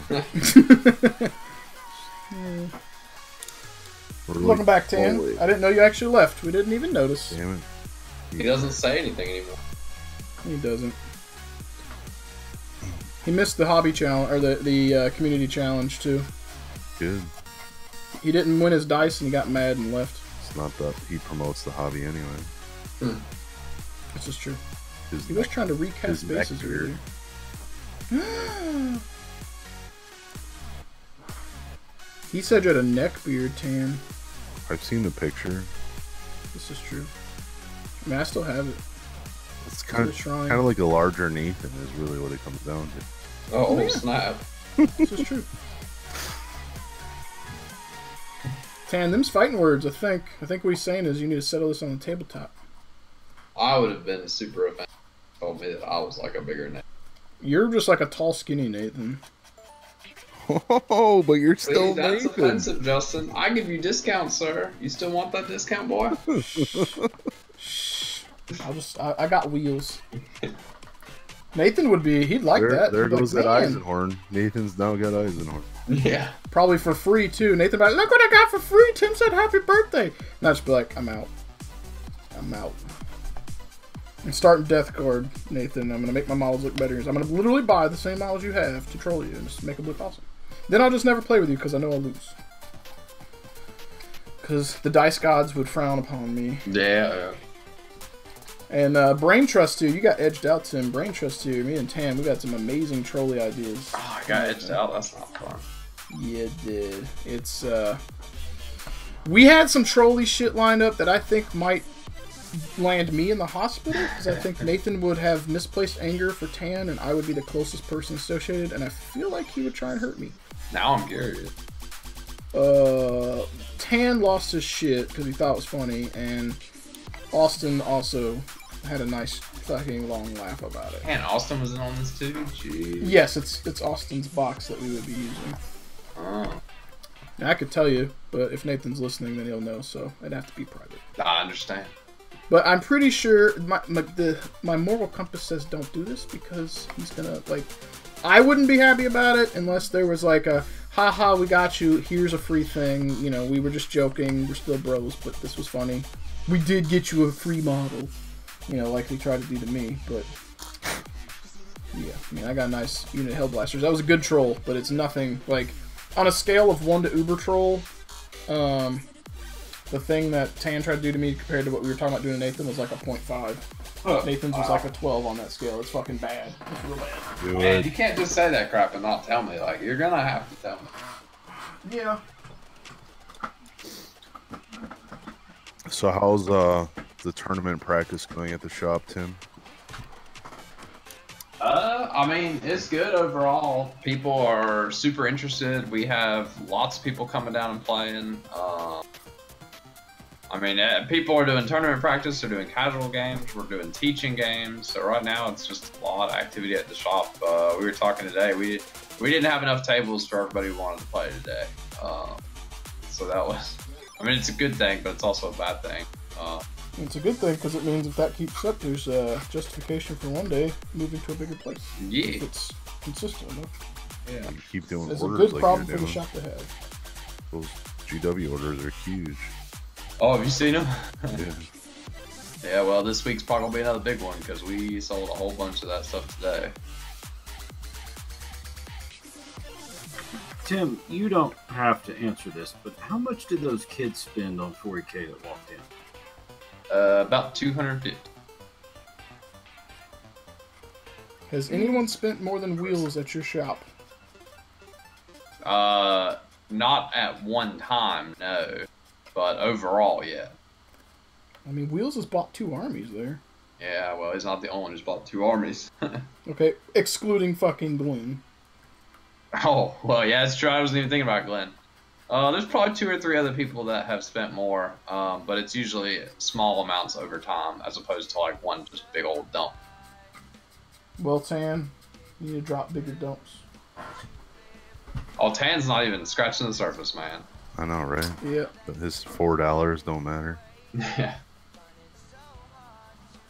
That sounds about like how much Jason spent at Kit Kringle. That's right. I want this paint. It's worth my drive out here. Hey, I at least support when I come out there, unlike half of the people that probably hang out at his shop all day. Right, Magic. It's more, yeah, Magic players, of course. Are they worse than Yu-Gi-Oh?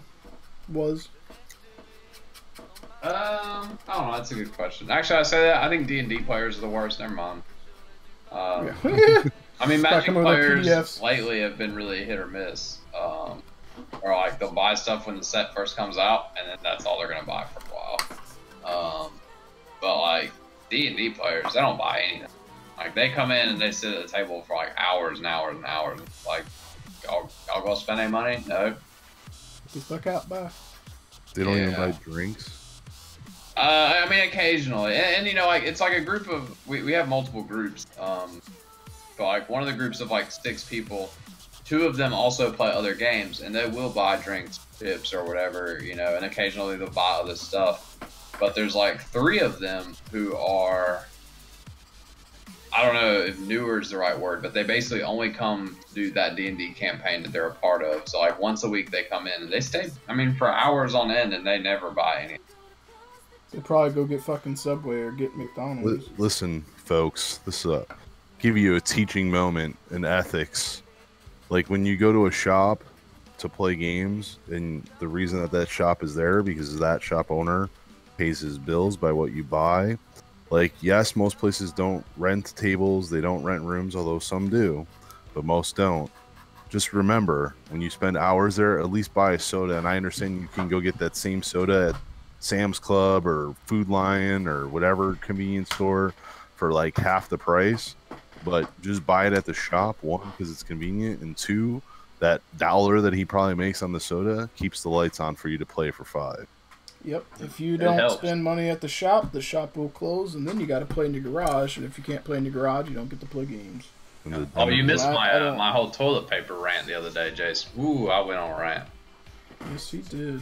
There was a toilet paper rant? Oh, there was. It was basically going into that, like people spending money and expenses and stuff like that, and people at the shop use a lot of toilet paper, and I don't know how the fuck they do it. They use a Start whole buying lot the of cheap toilet shit paper. that's like No, one because ply I'm and using- fucking. Oh, rips I your am, asshole man. open. I am. I'm buying that. There's like a 50 cent for a roll thing going on right now, and I've been picking that stuff up. It's super cheap. It's bad. I wouldn't use it on myself. But Can you troll, and when I walk in and have to use the bathroom, you hand me the Charmin, whatever, and when I come out, I hand it back to you? Well, you know, when I first took over, I was doing that, man. I was spending like $8 for like 12 rolls or whatever. And yeah, that shit ain't happening anymore. Now, like I said, it's what is it, Food Line? I go and it's like 60 cents, and I get 4 rolls, and that's it. Like I'm done. I'm done getting the good stuff because people are, you know, wiping their ass and using half a damn roll. They're like, he didn't give me a discount on that magic card. I'm gonna come in here, flush the whole roll. I don't even have to poop. The only thing that you might do, like this is just from us from experience, they're not cheap, but like the toilet seat liners, some of your customers may be putting toilet paper down and line the toilet seat, which then wastes toilet paper. So the toilet seat liners actually save you money in the long run, but I'm not sure that the He's people got some neckbeards that probably poop in the sink if the toilet's clogged. Been watching them over the line. I doubt any of the guys there are doing that. I mean, maybe if a girl goes in there, she might do it. But most of the guys, I'm pretty sure they just plop right on down, wipe their ass with half a roll of toilet paper. Well, at least they wipe their ass. Well, some of them don't smell like they wipe their ass. Just saying, I'm perpetuating a stereotype. Well, I don't know if they're wiping their ass or not, but like, toilet paper's going somewhere. I'm assuming that's what it is. Can we just talk about too, like, why is it that every hobby shop, some person has to be eating fucking Chinese food? And not just normal Chinese food, but the stinkiest fucking Chinese food ever. Like, you walk in and your clothes instantly smell. It's like, really? You couldn't eat that shit before you got here? Come on. It's funny that you say that because we actually had to put a sign on our microwave about heating up stinky ramen noodles and stuff like that. Because there was one guy who would come in with a cup of ramen noodles. He would cook them up like every day, come in and sit down, play on his laptop for like hours on end. Like, I don't know what he was doing after work or whatever. Using your free Wi-Fi. I mean, yeah, using my power and free Wi-Fi. That's what he was doing. Using my microwave and stuff like that. But occasionally he'd buy a drink or something, or he'd buy some magic cards, so I'd let it slide. But we had to put a sign up because it was like, he'd put those ramen noodles in the microwave and the whole damn shop would start smelling like it. It's so like, we show up every Tuesday and like, we show up after work, so I get it. Like, people are leaving work, they're coming to the shop, they're eating. But it's like, half you don't shower, or you have some job where you sweat, whatever, and then you eat the stinkiest shit, and it mixes together, and it's in this just nasty ass Chinese food. And I like Chinese. I will admit, I've gamer funk. It has at least reduced in the shop. The only thing I noticed today was the number of bodies. There was no real avoiding some of it. The gamer funk's usually not the minis players, though. I will admit, in our shop, I have improved a little bit. I am not bringing Chinese in our shop. I've actually upgraded to a nice Mexican place. Hey. So he doesn't stink it up with the food, he stinks it up with his rear later. But what I agree with what the other gentleman whose name just flew out of my brain says. You know, if you're going to a shop, don't make it smell bad, because then nobody's going to want to go back to the shop because it smells bad. Yeah, it wasn't too bad today. I mean, there was a little bit, but I think for one, it's like 20 degrees warmer than it has been. So everybody was a little sweatier. And there was also like 40 people packed in the store. Like, it was freaking packed today. It was. I did notice you finally turned on the AC because I felt the cold air hitting my back. I'm like, ooh. Oh yeah, oh yeah. It's actually on auto, so like once it gets to a certain temperature, they can turn it on.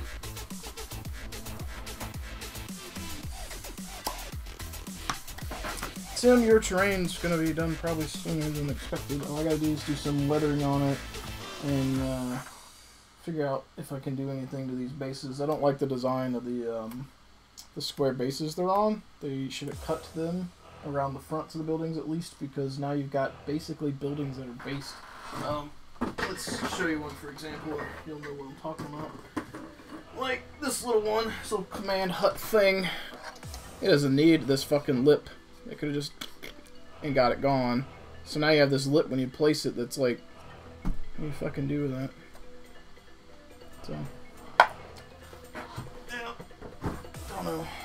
Yeah, my stream's behind, so I'm still waiting to see what you're talking about. I mean, I know they have the bases. That base is there because it like that's the piece of terrain, like that's the area that it encompasses. Yes, but they could have cut that, and the area is inside the train because the tops come off. So this one, this is okay. This is lazy. You'll see My streams are far behind. But... Yeah, you'll see it. That's the problem. About 10 then, 15 seconds, Tim. Yeah, if you base that and try and make it match your table, then if you put it on any other map, it looks bad. If you make it to where the footprint is the building, at least buildings that can be occupied. I get it if it's area terrain, need the footprint for that. I understand that. But for this, you have to make it a solid color or do something with it. If you base it, it's going to look stupid on the wrong mats, which you could have it specified for one map, but you ideally want these to be usable on everything in the shop for the most part. That's just dumb. But the one with the multiple floors, that one's fine. I mean, even the front lip, as much as I don't like it, it's okay given the style of that building. The other one's just fucking lazy.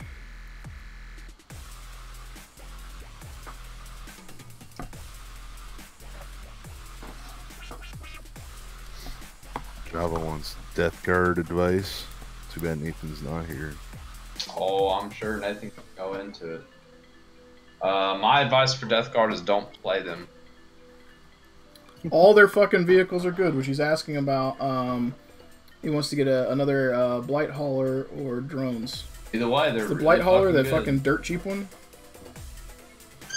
Yeah, the Blight Hauler is the really cheap. Yeah. The one you take in a squad of 3 and right face.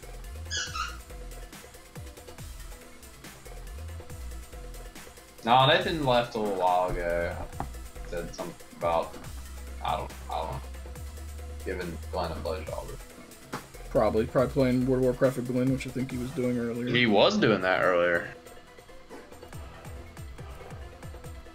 Yeah. We know where both of their loyalties lie, because you guys are hanging out. They're not fucking hanging out. Those little bastards. I find the Blight Haulers to be really good regardless because they're so inexpensive, they're very durable, and they have very good firepower. Here's the question. Do you think they're too good and may endure some chapter-approved adjustments later? I'm not sure. I have not seen them in a competitive setting. I have seen them used in squads of 3 in a casual setting. And in a casual setting, they are very, very, very powerful. I said competitively, I don't know. I didn't see really any used at LVO. Don't know why that is. Maybe other options are better. But I've seen in a couple games, Nathan has taken full squads of 3, and they, I mean, like nobody's killed all 3 of them really. Like I've seen people kill 1 or 2, maybe, but they're just 5 up in Vuln, 5 up Field of Pain, 7. And because they're demons, if you do take that stupid Epidemius guy and you get that tally up, all of a sudden their toughness 8 is really good. I don't know, maybe part of the reason they're also not taking as much is because the, Plague Burst Crawlers are just better, it seems. They put out more firepower, probably a little bit better, and for just slightly more points, I believe. And they have more wounds. They are toughness 8 instead of toughness 7. The model's about twice the cost, but points-wise, I think only a little bit. And Nubs, yes, this is Laser Cut MDF, I believe, from Frontline. Was that right, Tim? Yeah, it's Frontline Gaming. That is. Yeah. Now, my stream sponsor is DRD, who puts out the same stuff, or type of stuff, different quality. So, if you're interested, shameless plug. Otherwise, it's Frontline Gaming. I'm not sure if it's frontlinegaming.com or whatever, but Google, you'll find them. They're huge. Yep. Yeah, I like these. These were pretty easy to put together. Some of the bigger buildings took me an hour, hour and a half. The small ones didn't take very long at all, 30 minutes, 45 minutes. We use super glue. They went together really well. I assume Death Ray Designs is the same thing. Yep, it's the same exact material. Yep, but they were good. They were easy. They shipped pretty quick. So I was happy with it. Yep. And again, shameless plug. If you buy DRD and use a coupon, you support me. Yep. But if you buy this stuff too, I will not fault you. Buy what you like. Or what fits your budget. For sure. Yeah, like I was mentioning earlier, for my next purchase for the store, I'll probably get the Death Ray design stuff because I won't be on such a time crunch. And also that way we'll have more variety because I like the frontline gaming stuff. It looks good, but I definitely feel that. I mean, DRD's got the same aesthetics too. I mean, the Rapid Vanguard looks very similar to this, and their new line of ruin terrain that you can get inside is fucking great. And it's cheap. It's real cheap. Yeah, those Blight Haulers can really boost your infantry as well. So, like, they give them within 7 inches, you guys get cover saves. I mean, the benefit of a cover. So, +1 to their cover roll. They don't suffer the penalty for shooting the heavy weapon while moving. You know, it's equipped with a missile launcher, a multi-melta, and the bile. I can't read that. It basically has 3 weapons. It has a missile launcher, a multi-melta, and some sort of assault weapon. And 2 of them are plague weapons, so there's definitely some synergy there. The only reason that I like, they do have some defense against melee, so like in melee people are subtracting 1 to hit in the fight phase, but they don't have the fly keyword, so once they're in, they have 3 attacks. They're strength 6, -2 AP, 1 damage plague weapon, so a decent weapon on them, but it's just 3 attacks hitting on 4+. So they definitely don't like to be assaulted, although they have some survivability, just as all Nurgle things do. But remember, once they're assaulted, to get out of combat, they have to fall back, which means they can't shoot. Or if you take the drones, they have the fly keyword. So they kind of... Hey, DJ, I have to get permits to share links. Let us know what it is you want to share. I have a feeling it's probably Frontline, but I do have people who try and pop in the stream and share inappropriate things or things from the dark web, which is it's happened. I bring it up because it's happened. So let us know what it is you're trying to share, please.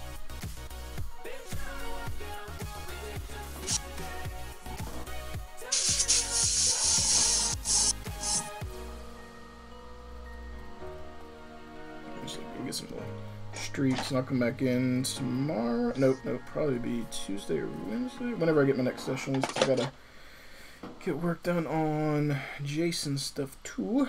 We'll do some rust streaks, old streaks, or whatever, and then we'll do maybe some airbrush scorings, like explosions or shells have happened on the top or side of it. I didn't know you actually worked on my models.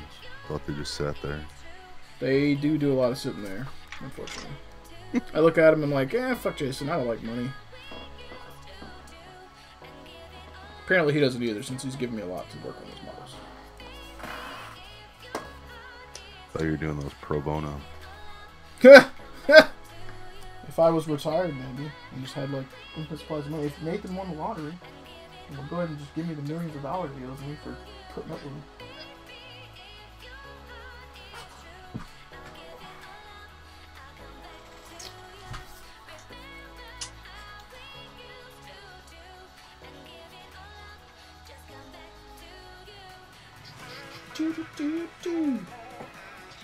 Do you have any interest in Necromundo, Jason? I have no interest in all things that are made by Games Workshop. The problem is I don't have time to play all things that are made by Games Workshop. So fair enough. I do like. Say, in my illness this week, I've been reading The White Dwarf, which is like one of my favorite issues to date, and that new gang they're coming out with. Orlocks. Sweet. Yeah, that's the one I want to play if I play. They look so fucking dope. That's it. I have to interrupt for just a second. I'm just going to head off. So thanks for doing the stream tonight. It was a lot of fun. I enjoyed listening to everybody talk, except Jason. I don't like listening to Jason, but everybody else. Well, you didn't leave, so I think you're lying. Normally you just leave when you come in. We're used to that. Yeah, that's true. That's true. All right, y'all have a good night. You too, man. Thanks for hanging. Yeah, we're getting ready to be winding it down here momentarily. I'm getting a little bit of dibble dab on. I should have just put it in my I put this in the webcam view so you guys can see me. These buildings are too big to keep on the screen. Like, I mean, this takes up the whole damn screen. I can't really do this under the camera.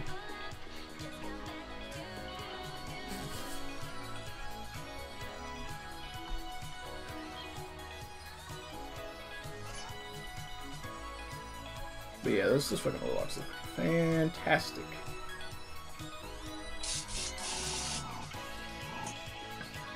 Yeah, Tan said bye, sweetie. Tan, aren't you supposed to be asleep? Tonight's a school night. You gotta work tomorrow. You gotta teach your little kiddos. Here's the chaplain I've been working on tonight.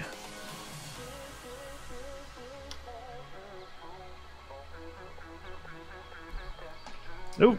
Let me finish this up now. Check her out.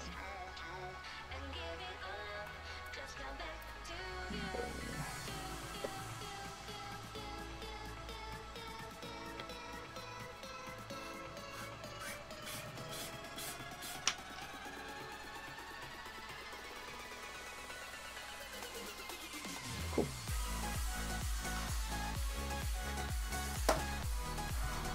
Not too shabby. And that used almost what was left in my tactics. Correction.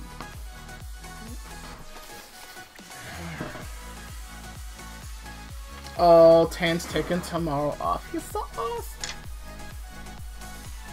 Whoops, that was the wrong screen. Alright, so before we pop off, let's see what the goons shared with us. Nice. What chapter is this for? Is this also White Scars 30K. Okay, gotcha. Yeah, I've still got to convert mine up. I've got that Reaver helmet from Jason. Actually, what kind of basing are you gonna do on this guy? Probably the desert style. Nice, nice. Yeah, and as as far as painting the black, that was just using about 2 to 1 Lamian medium to an airbrush Abaddon black, and just straight brush painting all over it. Then I dry brushed Administratium gray all over the main body of it. Do a wash on it. That's kind of where I'm at the moment. I've got to do a lot of touch-up work on it. If you have not tried Longbeard Gray over black, I love that. And you let it dry and then put a non-oil coat over it. It is super pro. Super pro. So for everyone who's been hanging out tonight, I super appreciate it. I think tonight's been a really good hobby hangout. The time invested has been pretty to the point. We have not gone too far over, which is really good. I do want to end tonight's session by putting my challenge out there one more time. I challenge you guys to go out there this week, between now and next Sunday, and be an ambassador for the hobby. Do something within the means of which you enjoy the game or get from the game, and bring that to someone else, whether you're teaching them to paint, getting them into the game, helping somebody with their tournament stuff. Do something, and come back on Sunday and share with us. Bonus points if you want to share in Discord or our Facebook page, which I'll throw some links up. You're welcome to share your stories there with us. We would love some photos, especially if you're playing some battles. Little battle report, little explanation of what happened, what your opponent was playing, what they were doing, kind of what you went over with them. Share it with us. It's what we all want to see. And if this goes well, it might be something I pose in the future for other types of things as well. If you post to the Discord or Facebook, be sure to have your Twitch name in there in parentheses somewhere, and I'll give you some bonus credits in the stream. And before we pop off, if you're interested in hanging out in Discord, I don't want to call it the after show because I don't know when I'll be popping back in Discord. I'm actually going to eat some dinner. But you are welcome to pop in there and hang out. And before we get off, I'm going to find somebody to throw you guys at, and I'm going to get some food. Let's see. Ooh, also while I'm looking for somebody, I should note, Tuesday I will most likely not be streaming. I have to go to a celebration night for Amanda's. She does stuff with the ASPCA, and they have a big night going on, and they're having like a award show thing with people from Ashboro, like mayor type stuff. and I've been invited. I went last year, and you know, she supports what I do. I want to support what she does. So tomorrow may end up being a tutorial Tuesday on a Monday. If that actually is what I end up doing, you might see me working a bit on Typhus, and it may be a 2 or 3 part stream. I may work, you know, try and split it up a little bit. We've got a bunch of tutorial models in the giveaway box. Typhus is something bigger. We won't be able to go over a few things and have a couple of sessions with him before he gets put in there. Also going to try and get the stream schedule lengths back on track. I've been streaming a really long time. I'm going to try Our and aim faith for holds us. between 3 and 4 hours or so. Nubs, thank you for the bits again, man. I really appreciate that. But I'm trying not to get like Twitch burnout. I've had some really long sessions, and I want to focus on quality versus quantity. So if I have to split up the tutorial Tuesdays a little bit to achieve that, that's what we're gonna try. If it doesn't work, then we'll come back around and reassess, as I always do. So that lets you guys kind of know what's going on. And let's see, what do we have here? Alright. Let's go here. Boop. Oops. Good night, all. Like you said, we'll be in Discord hanging out, so hop on in. We don't bite. Nathan's not around, so you don't have to worry about it. Of course, he'd probably just pay you if you were into that kind of stuff. And for anyone who doesn't know, that's the... I call him the stream jester at this point. I'm always giving him shit, but Nathan's been super cool lately and handles the trolls well and dishes it back out just as much as he gets it in, so... Alright, got our raid active. Now we found somebody to raid. I'll pop off and grab some dinner. Thanks again for hanging out, guys, and hopefully we'll see some cool stories from you guys between now and next Sunday. I'll catch you later.